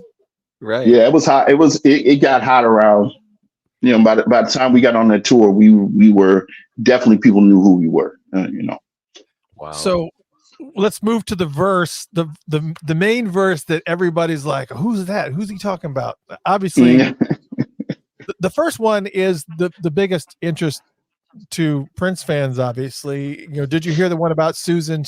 Some say she's much too loose. That came straight from a guy who claims he's tasting your juice. Yeah. Which Susan are we talking about there? Well, that's Susan from Vanity 6. Maybe these there's not 2 Susans. So there's Tina. Or Tina. Tina is the first. Yeah. Tina. Okay. My bad. Yeah. So Tina. there's 2 women and a guy in that whole verse. So Right. there's Tina, Michael, and Susan. Right. I ended with Susan. Yeah, Tina. I'm sorry. That's my bad. I'm sorry. Yeah, that's what I get for copy and pasting. So who are we talking about with Tina? We're talking about with Tina, right? Okay. Classmate of mine that I went to school with. No last name. But there were some rumors about her. Yeah, well, Some loose rumors. Well, and there's always there's high school is high school. There's always going to be there's always going to be the Tinas. Yes. That's what makes high school. And then Michael is, of course, Michael Jackson. I don't think I even had to clear that one up, but I want to. Yeah. Michael Jackson. Did you hear the one about Michael? Some say he must be gay. I tried to argue, but they said if you were straight, he would move that way. Yeah. Well, there you go. And then, of course, the big one. Did you hear the one about Susan? Some say she's just a tease and a camisole. She's 6 feet tall. She'll knock you to your knees. Yes, sir. So, who was the Susan that everybody thought it was? What was her name? They thought it was a model named Susan Anton. Right, Susan Anton, because she was almost 6 foot tall. It was quoted. Somebody wrote it in an article. I don't remember the newspaper or publication that did that. But as I was saying on the show previously, no one ever called me. When you want to check with the person that wrote it, right? Exactly. Instead of assume, you know what happens when you assume, right? It makes an ass of you and me. That's right. So I was never, if they were fact checking, they check with the author. Right. Exactly. So they didn't. They ran with that, and that got out. So yes, again, I'd like to clear that up.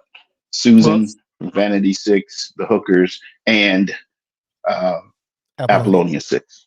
Yes. Yeah. So, and I think what was a throw off, and 6 feet tall. Here's the thing: you got Vanity 6 and Apollonia 6, and while they were all lovely to look at back in the day, I don't know anybody outside of Vanity and Apollonia. There was a lot of people who just didn't know the names of Brenda or Susan at that time. Obviously, we did. Really? Right? Okay. But there's a lot of people who may not have known some of them. And of course, the other throw off is the 6 foot tall, because Susan Moonsey is not 6 foot tall by a long shot. That's what I was trying to explain in the thread on Facebook. That sounded better than she's 5'3". I don't know. But 3, right? She's 5'5". I don't know her height. She's 5'5", 2'7". I don't know. I don't. There's nothing on the liner notes of how tall those ladies were. So there you go. When I was writing and going over everything, she's 6 feet tall. Knock you to your knee. Oh, yeah, that flows. That flows. Yeah. So tall and camisole. Yeah. That's when it got, as you would say, larger than life. But it worked. It actually worked. I liked it.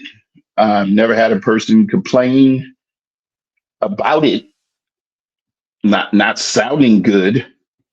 Right. So the only issue was, who is it? So I'll take that. Yeah.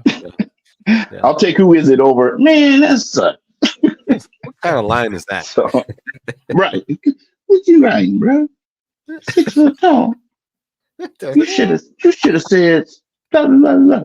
You should have said. So nobody's ever corrected me on how it sounded, how it flowed. So you said that the band broke up, and so this brings up the next question. Obviously, is the Club Nuvo? Yes. Yes, sir. Because this is a really interesting story, because I'm going to be honest with you. I'm embarrassed, but I knew the names of the bands, but when I thought of Rumors, and then I was like, oh, what's that other song? Oh, I also did Lean on Me. And then I was like, wait a minute, no, who did that? And then it began, as I started to kind of do some research, I did realize that there's a reason why a lot of people kind of mix those bands together. Right. And especially when you look at the artwork again from Club Nuvo. It's a whole nother. A complete. I don't. Duplicate. Let's talk about this whole scenario between Club Nuvo and Timex Social Club and how this came to be, and of course you got I was there, UL and everything. So yeah, so let's hear so yes, sir. And I'll try to be fast on this. So first thing I want to say, from my point of view, there's no beef between Timex and Nuvo. A lot of people think that we got beef, because there was this whole series called Rap Beef, maybe about 10 years ago or whatever, and they went back and was like, this rapper didn't like this rapper back in the day, and so no, you won't see us on R&B beef. But so it goes back to the first question, how did Jay get involved? So Jay is the leader of Club Nuvo, but he was, at the time when he was involved with us, he was the president of J Records. Right. So no contract, blah, blah, blah. We got signed by a different label than his. So this is just my point of view, not his. So, he'd probably have a different take, but I think he was upset that his group, Timex, got stolen because he didn't have his paperwork in order. Right. That is my point of view. It makes sense. So he had demos. We had given him demos of some of our songs. One of them being "Thinking About You," right? Mm-hmm. And so, again, my point of view. This is, in my opinion, I wasn't there. I think that it was decided, hey, we don't need those guys. We'll do it ourselves. So a group was formed to mimic our sound.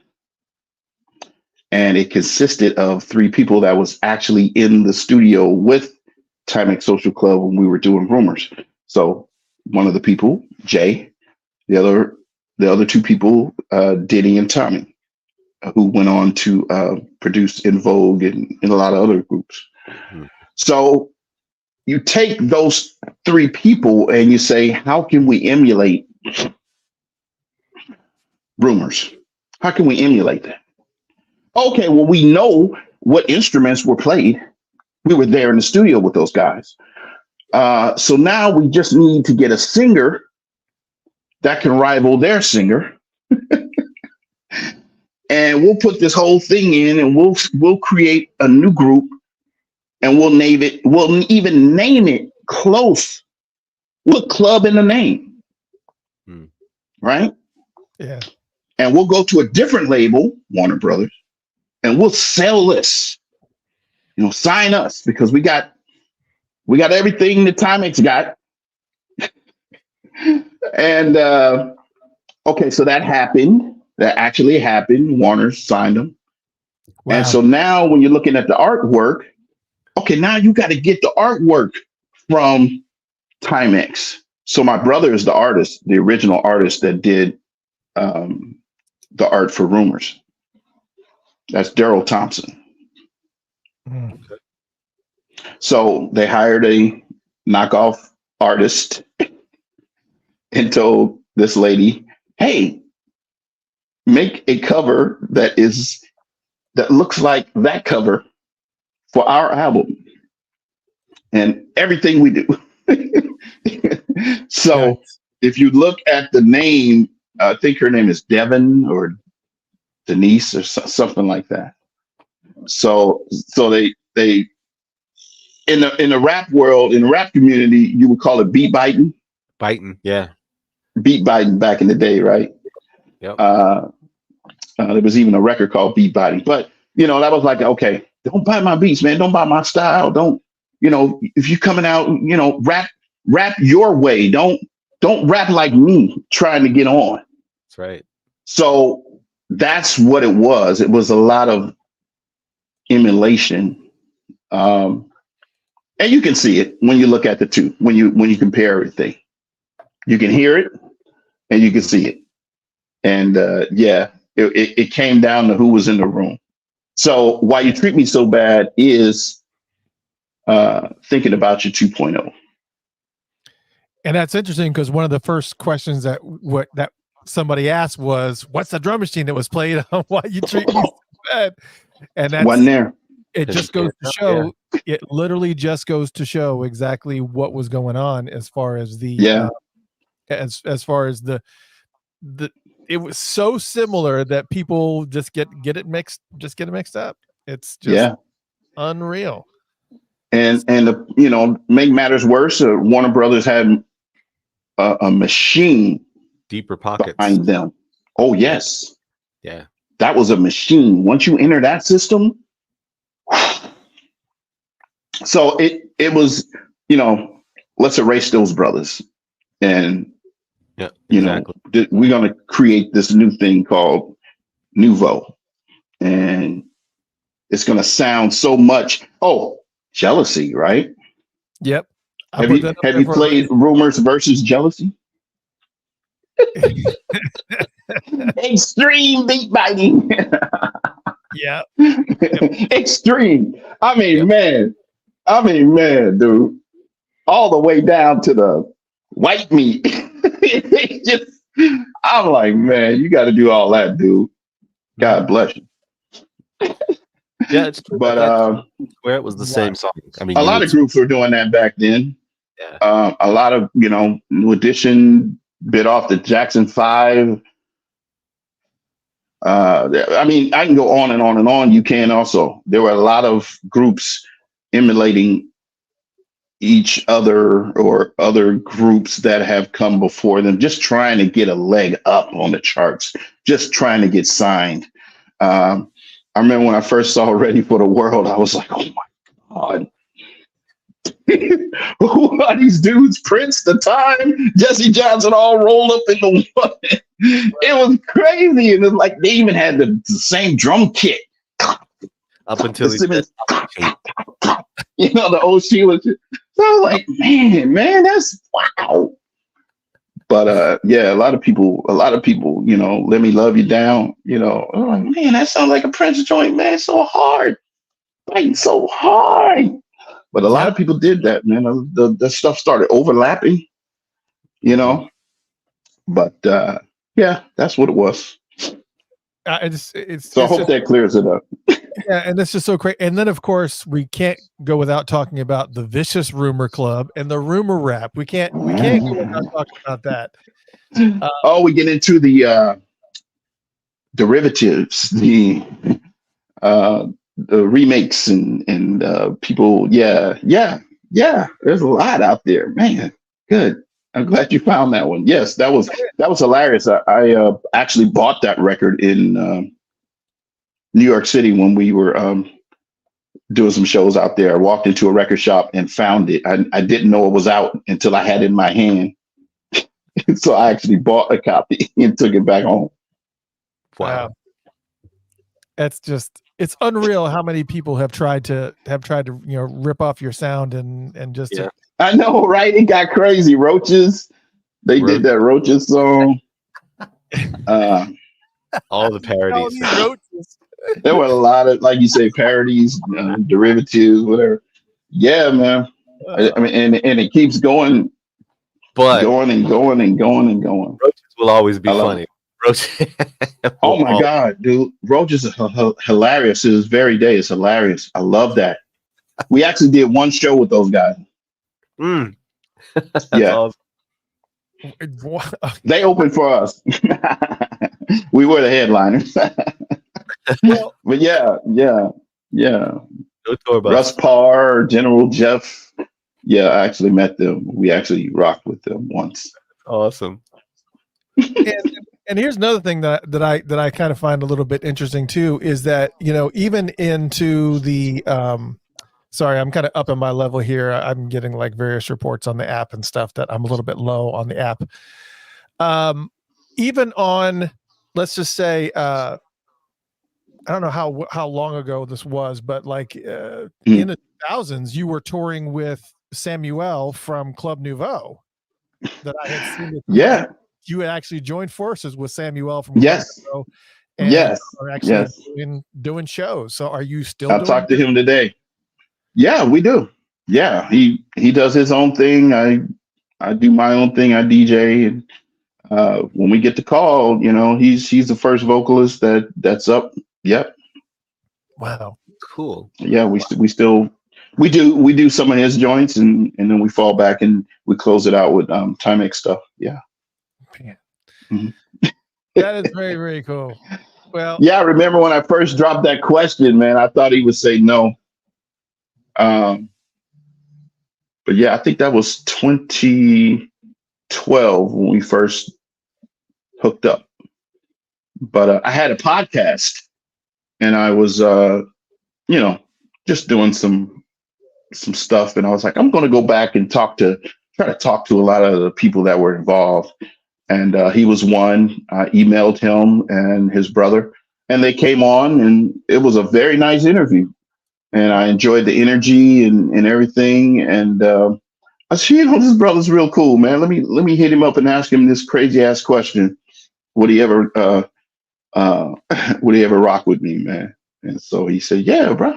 When you want to do it? I was like, oh, okay, now. I'm making $4.25 an hour. Just let me know when.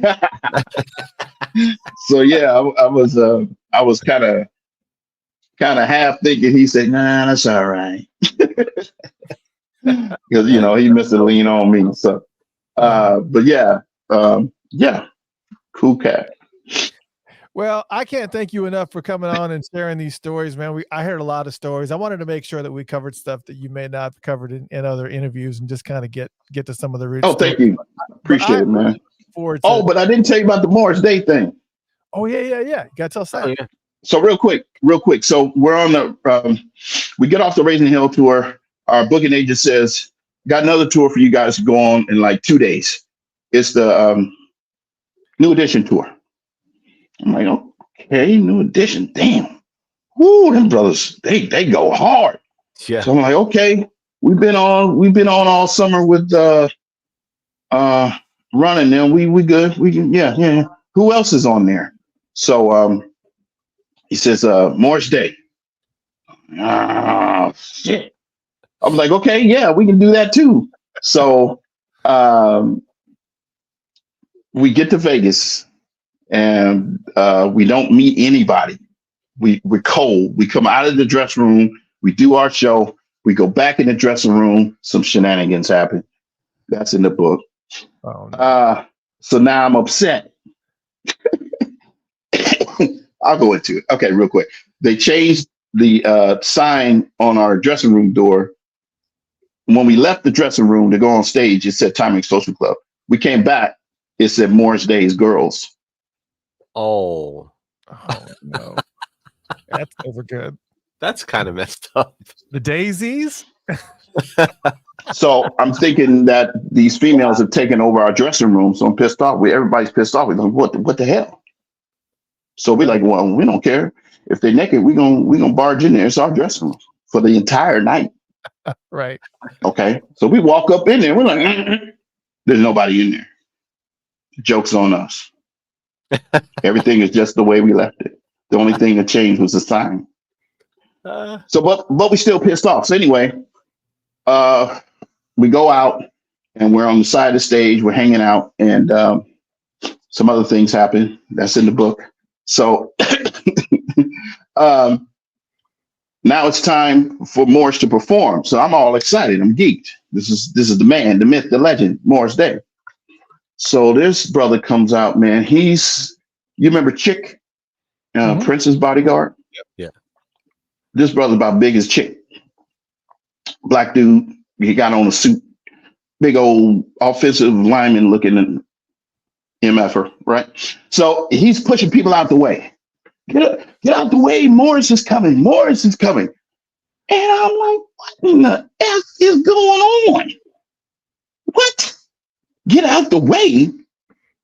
So now I came from being offended to now I was at DEF CON 8 with the sign change. Now you're gonna try to push me out the way, us out the way. We on the show, bruh. In fact, crack a Billboard copy of Billboard magazine. We charting higher than your boy right now, right? Oak Tree is down in the 20s. Rumors is floating like number 2 or something. You know what I'm saying? We got the clout. So I'm pissed off.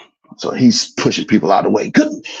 So Morris runs out the back and he's got his cape. He runs out on stage, man.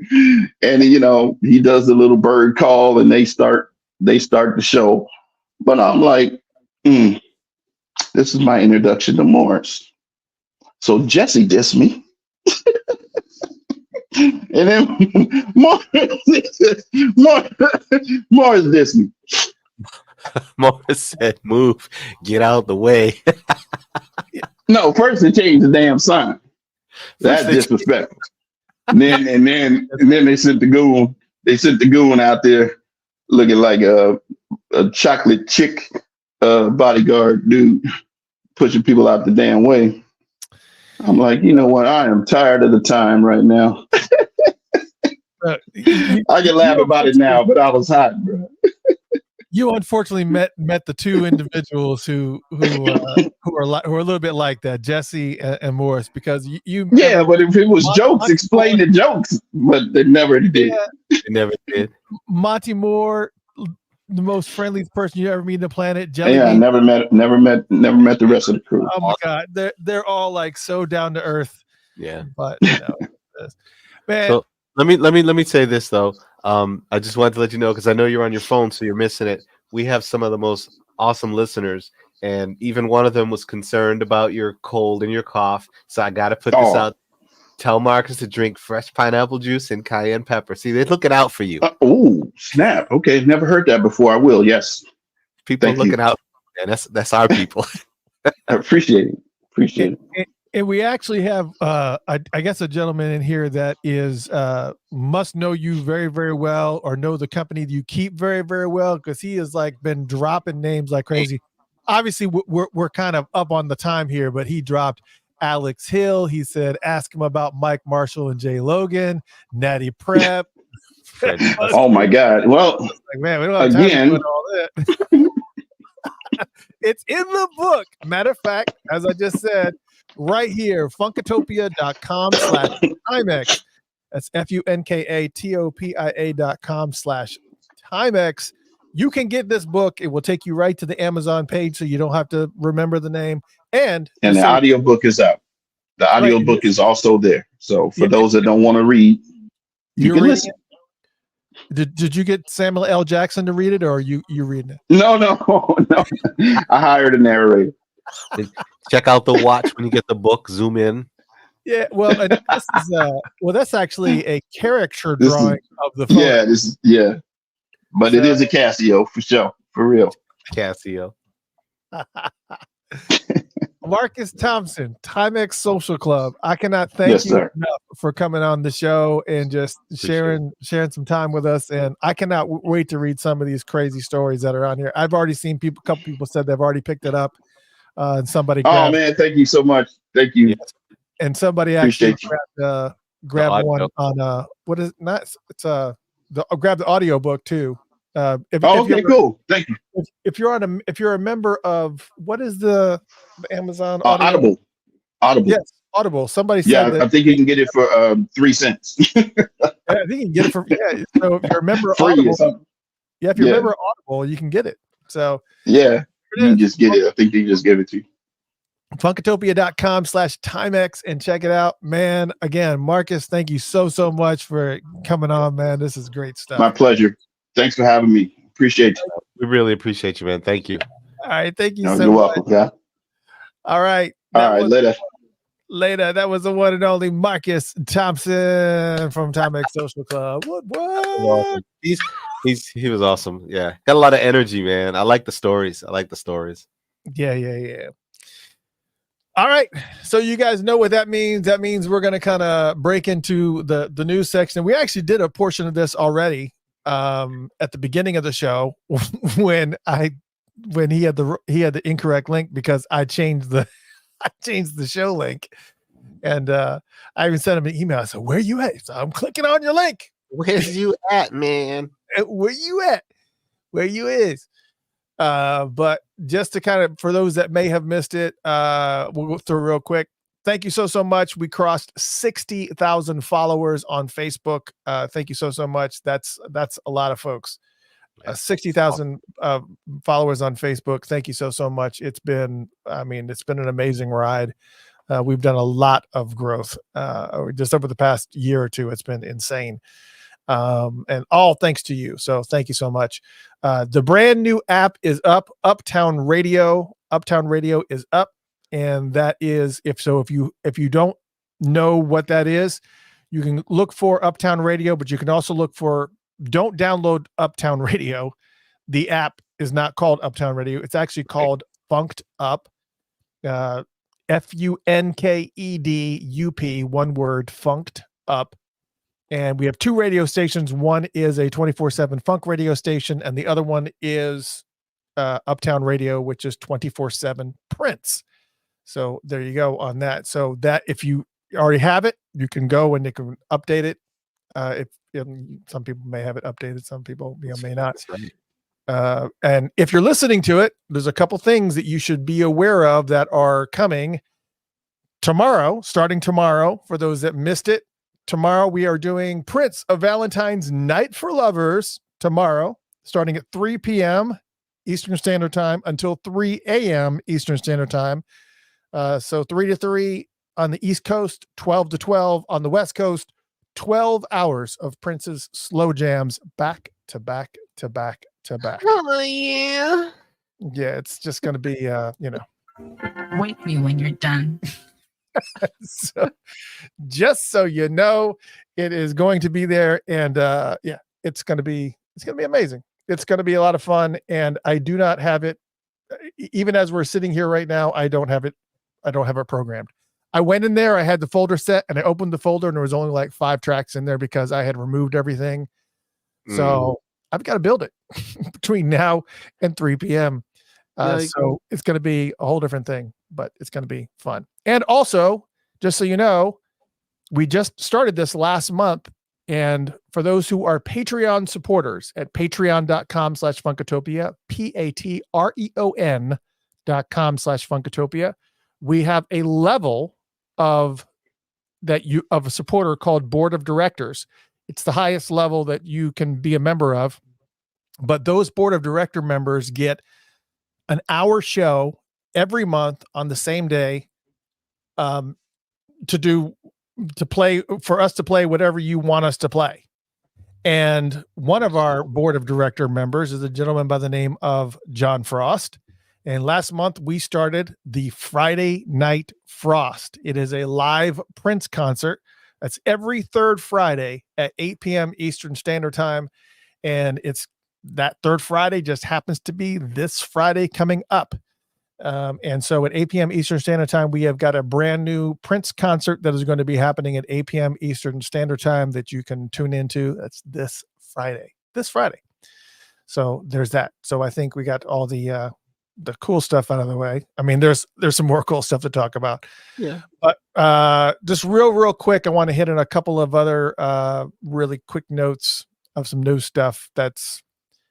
Hope we don't get too far down a rabbit hole with this, but first off, hats off to Usher. Sure. And the halftime show representing the ATL. Come on, let's just the ATL right there. We are both based out of Atlanta, just on the outskirts for both of us. Actually, do you have you're just on the outskirts too. Technically, yeah. Yeah, so we're just on the outskirts, but we're ATL. So there was a great representation from Usher and crew, Ludacris and Lil Wayne, Lil Wayne, Lil Jon. Jermaine Dupri. Jermaine Dupri was there, and somebody says, "Oh man, that was great to see CeeLo," and I was like, "I didn't see CeeLo." He had some CeeLo looks to him, man. A lot of people were talking about them socks. Yeah. I love that Jermaine was there because he walked out like that ringleader and was just like, there was one person I did not know who it was, and I can't figure. And I was embarrassed that I didn't know who it was. Who was the rapper that came out with the dark sunglasses that covered half of his face? Who was that came out? He was the only one that rapped, actually. Well, obviously Ludacris rapped and Lil Jon did too, but there was one guy that came out with dark sunglasses, the ones like this is Lil Jon here. There was somebody else that came out with like a hat and like really, really big, wide glasses. And I couldn't make out who it was because Francis says it was will.i.am. Was it? No, it wasn't. No. I don't know. I'm trying to remember. I honestly don't remember. Yeah, I couldn't figure out who it was, but he came out twice. He came out by himself and was rapping a little bit. And then I didn't know who it was. And I was like, I don't know who that was. And it wasn't Jermaine Dupri. Both you can see Jermaine and Lil Jon in these things. They're both wearing glasses, but and it may have been. Everybody's saying it was will.i.am. All right, I couldn't even tell it was him because it was like the camera didn't zoom in on him at all. Does the camera? Yeah, it was will.i.am. So it was. Where's will.i.am from? He's not from Atlanta. Where's he from? He's the Philly guy, isn't he? I can't remember. Yeah, anyways, you're gonna look it up. I can hear you clacking away. Somebody's gonna figure it out. Joni says the Bay Area. So but there was a amazing representation of ATL. Obviously, Usher's from Atlanta. Ludacris is from Atlanta. Ludacris used to be. I remember when Ludacris used to be a radio DJ. Not like a DJ, like just a radio talk show host DJ on the radio in Atlanta. And the story was that after hours, he would use the studio's equipment to mix his album and he just would rap and just create the album. Smart. Of course, Lil Jon. There you go. Alicia Keys was beautiful as ever. Alicia Keys. I was like, I wish that they would have figured out, had a better camera angle because there was a really, really cool visual effect that they had with her red dress and that flowing red fabric that was going on behind her. But the camera was so tight on her and didn't capture the fabric enough to kind of see, because it was supposed to create this visual effect like she was like flowing out long. Wow. And the camera angle was so tight that you couldn't really see it. But I happened to see a video, I guess, that they were playing on some of the screens in the arena or stadium or whatever, that kind of showed that effect. And I was like, oh, if they would have captured it, that would have been fantastic. Yeah, it was a great show. And you know what? Here's the other thing I just learned today, and I just found this out. I didn't know this. Did you know that at the Prince halftime show that somebody had driven over the power cables for I guess, I don't know what it all supplied power to, and that somebody had to, literally lighting crews had to strip the wires and we're holding them together for the whole performance of the show. Like, I was like, in the rain, they're holding power cables together, connected, held together by hand. And we're just like John saying here, somebody had to hold those cables together for the whole 12 minutes. So it was like, I cannot imagine how insanely stressful that had to have been for those people, that whoever that person was that was holding it together for 12 minutes. It's just like you gotta be. I mean, I can't imagine what 12 minutes looks like or feels like when you're like In the rain. in the rain, in the rain, and there, it had to be like sparking and stuff because if they didn't, it's just ridiculous. That can't be a good feeling. That's all I'm saying. I just can't. Yeah, it's just like you got to be. Wow. That's insane. But that's amazing to come together, get something done. Like that's what you got to do. So I don't know. it's either that or someone gets fired, right? It just doesn't make any sense. Yeah. So I Brent, don't. somebody should be fired if you mess him up. Oh my God. All right. So I'm going to kind of skip around just for a second because I don't want to mess myself up because we talked about this before the show. For those who are in Atlanta, let's just put it this. If you're not doing anything on the weekend of April 20th and 21st, right here in Atlanta in Pullman Yards is the Sweetwater 420 Fest.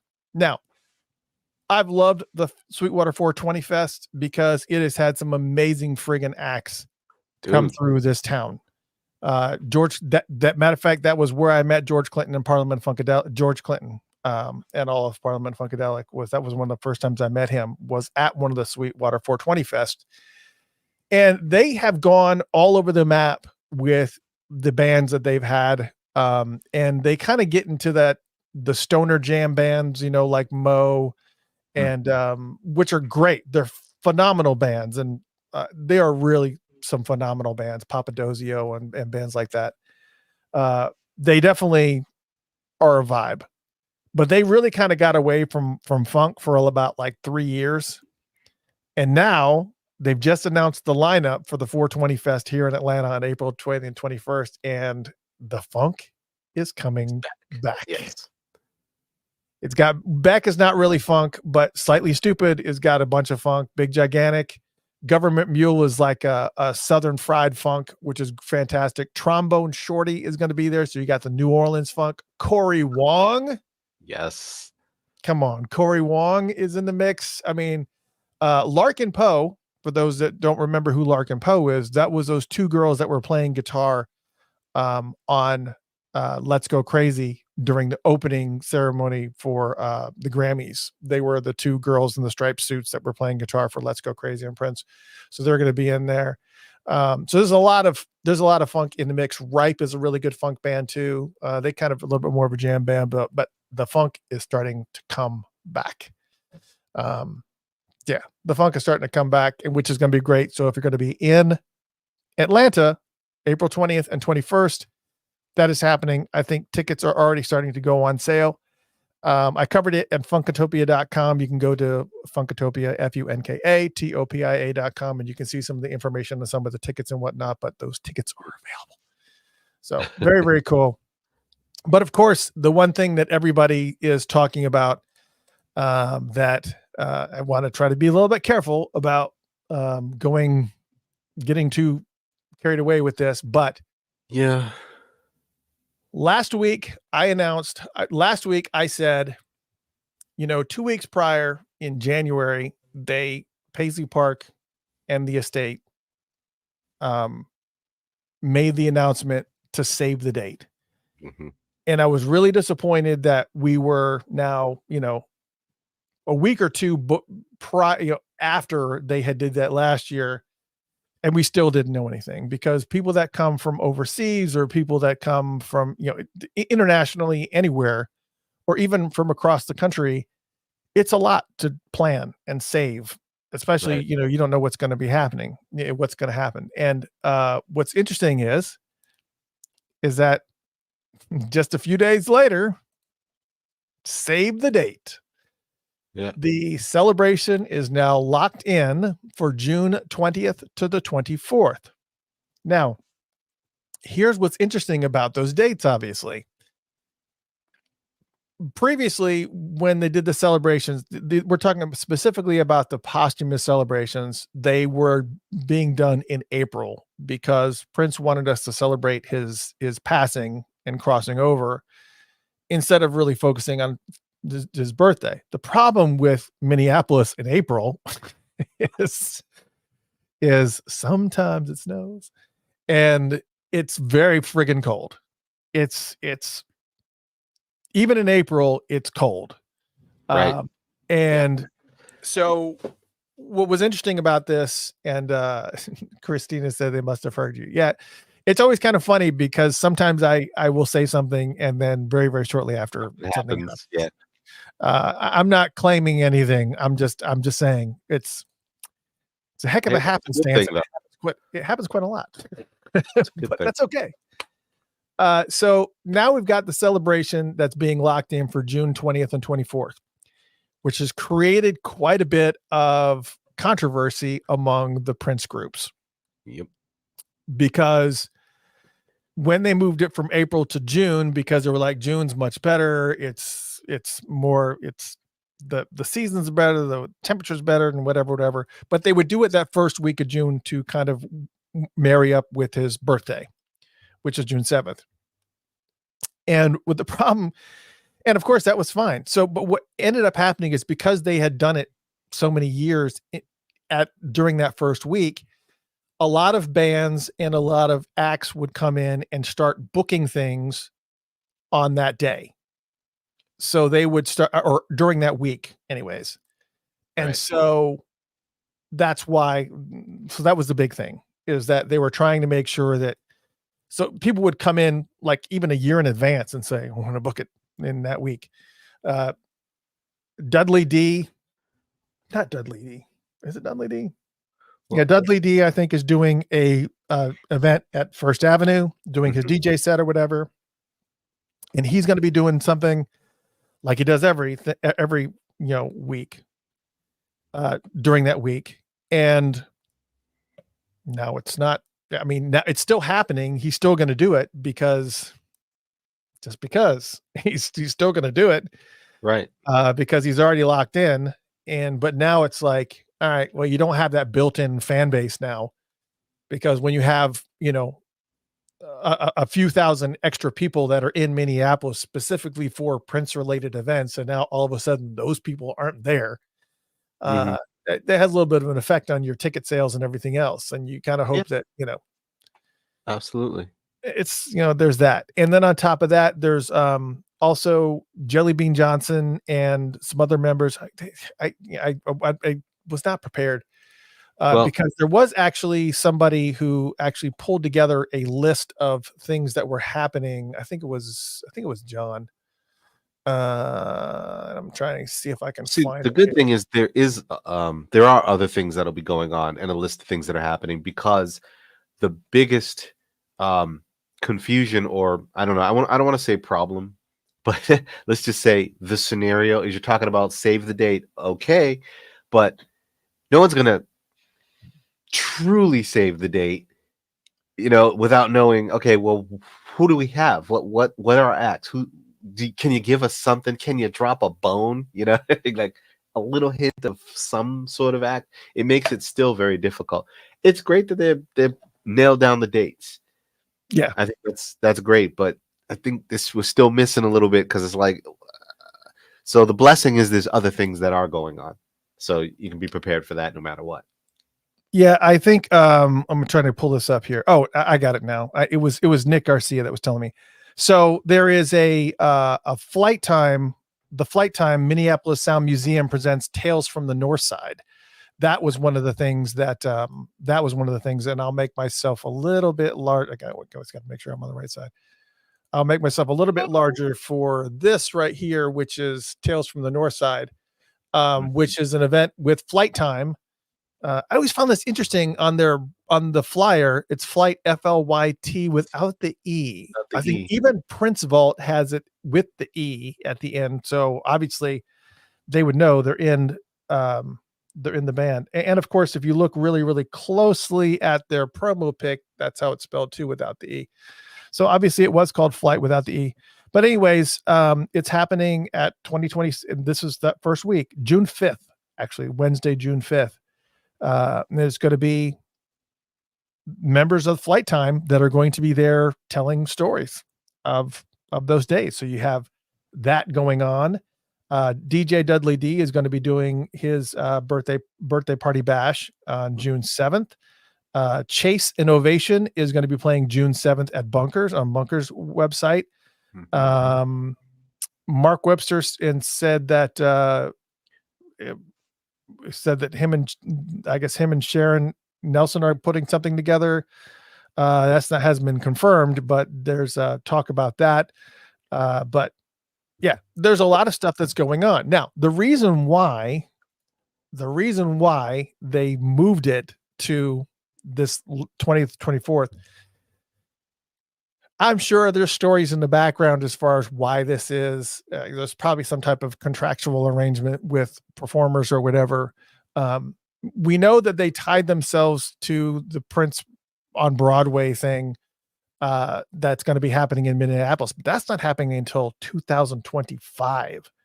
Right. So that's going to have nothing to do with the celebration whatsoever that's happening. So whatever it is that's going to be scheduled, we don't know what that is, but you can, we've been talking quite a bit about, obviously you can't do this 40th anniversary of Purple Rain without the Revolution. You can't. The Revolution has to be involved in some form or fashion. There's just no way around it. Yeah, you can't. The release of the and I don't have these numbers in front of me, but the release of the album, the Purple Rain soundtrack, was like June 20th or something like that, and the release of the movie was also in that same window, but it was like a few days later.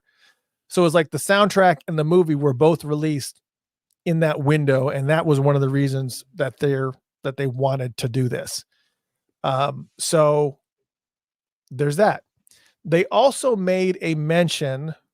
And I'm going to pull that up too. That they said that they're going to be releasing starting in June. It says that they're going to be doing the Year of Purple Rain in the first. There was some mention of that, and somebody was like, "What's the Year of Purple Rain?" And it was a mention of, and I initially thought it had something to do with Andrea Svensson's book, but that was Purple Rain 40 Years in the Making. So that didn't make sense. Right. Come to find out that this Year of Purple Rain that they were referring to is the Year of Purple Rain that they were referring to is they're going to be releasing Dripping Out. And they haven't announced this, so I hope I'm not screwing something up. I hope I'm not screwing up Lundell or Charles' plans or whatever, but oh well, I know it and I'm saying it. They're going to be dripping out videos, and they're going to be dripping out music and stuff. So during the month of June, they're going to be dripping out some stuff apparently. And they're calling it the Year of Purple Rain. So be prepared once June hits that there is going to be a bunch of little things that are going to be happening during the month of June. So during the month of June, there should be a total of 365 different items dropped because it ain't a year's worth. It ain't a year. Here's hoping. It just puts us in this situation now. I mean, everyone just think about it. Book the whole month. June is just going to be Minneapolis month soon. Pretty soon, there won't be anywhere else to be. That's it. It's just yeah. That's it. So plan to telework or however your company calls it for you, but remote work, whatever you want to call it. Everyone go to Minneapolis for June. So there's what you have in regards to what's happening during the month of June. The celebration will not be in that first week of June. It will be happening, but there are some Minneapolis events that are happening in that first week of June. So you've already taken the vacation days and now you can't undo it or whatever it is. Right. You still got princely stuff to do. And there is going to be some stuff that's going to be coming out video and audio wise in little drips. We don't know what that will be. But that's what I hear. Again, that has not been confirmed. It has not been put out. I have reliable sources. I can tell you, just take it as rumors and conjectures, like I always say. That's right. But it's it seems that that's what this is going to be. And then of course, June 20th to 21st, 24th, or is that what I said? June, what was the date? June 20th through the 24th. Yeah. So, and also, Ocean said that it's June 25th is actually when it's actually the official release, that happened back in the day. So this is actually going to end before it actually was officially released. But anyways, no announcement as to what it's going to be, but there has to be something with the Revolution.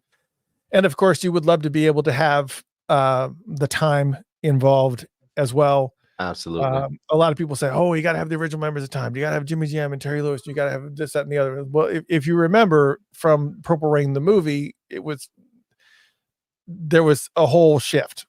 They weren't even in the movie.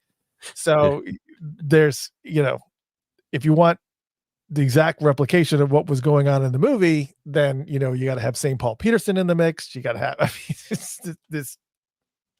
those folks were not in the movie. Which a lot of people don't even remember or recognize, but there was that whole scenario where they had been already let go from Prince. And so and that's the reason why Morris Day was like really unhappy on the set of Purple Rain, was because, Jam and Lewis were kicked to the curb, and, St. Paul Peterson was put in there, and Paul told the story on the show before about how much, crap that he caught from Morris from that whole, it's a whole thing. Well, and then you have other possibilities, Des Dickerson and the Modern Airs, pretty improbable. They only had Modern Air was the only song that really was in Purple Rain. But, if you're going to be reaching, you got that. Apollonia 6, all of them are still with us. Could that possibly be? No, that's, it's got to be something big. And so I don't know what they're planning or what's going to be happening. And then of course you're going to get the 40th anniversary edition of Purple Rain, which we've heard about. I don't know. Yeah, I got nothing. Just, I hope whatever they plan is as big as it really needs to be. That's all. That's it. Start saving now. Start saving now. Man. Start saving now. And of course we have the weekend of April 20th and 21st, not just the Sweetwater 420 Fest, but also that is the anniversary of Prince's passing. It's April 21st, which means this is year 8, correct? Yes. Year 8 that he has been, I can't believe it's been 8 years.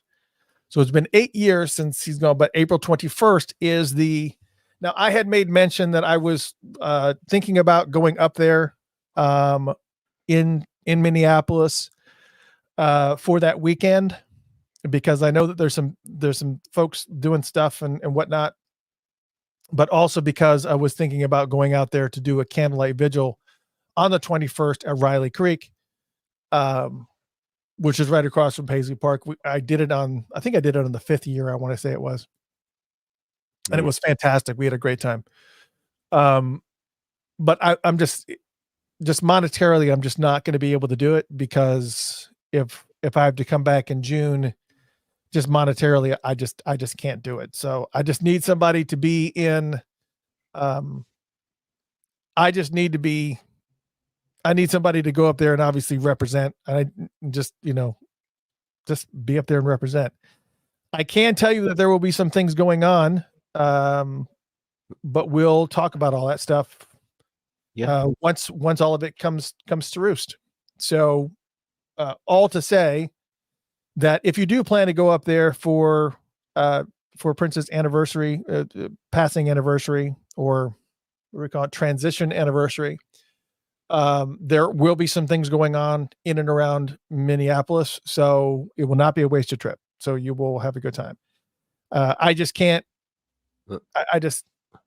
Unless somebody's got a hookup with Delta that can get me a free flight out there, and then a place that I can stay and sleep, because between the flight and between multiple nights at a hotel, you're talking a lot of money. I mean, I think that just the tickets for Delta alone from Atlanta to Minneapolis that weekend is like, anywhere between $300 and $500, depending on when you go. If I leave at like 6 o'clock in the morning, I can get the lower end.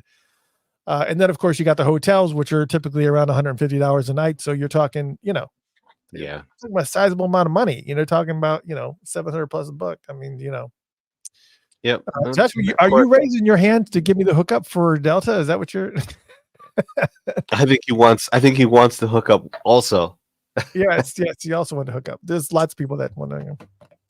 So, yeah, but of course, as we get closer, we'll talk about the costs of things for these events as well. So you'll hear all that information as we dig and find out what's what. So, you Joni guys says, as we learn it. Yeah, Joni said, basically half the fans will be there for the 7th, and half the fan will be at the end of the month, and the rest will be there in April. Ridiculous. Yeah.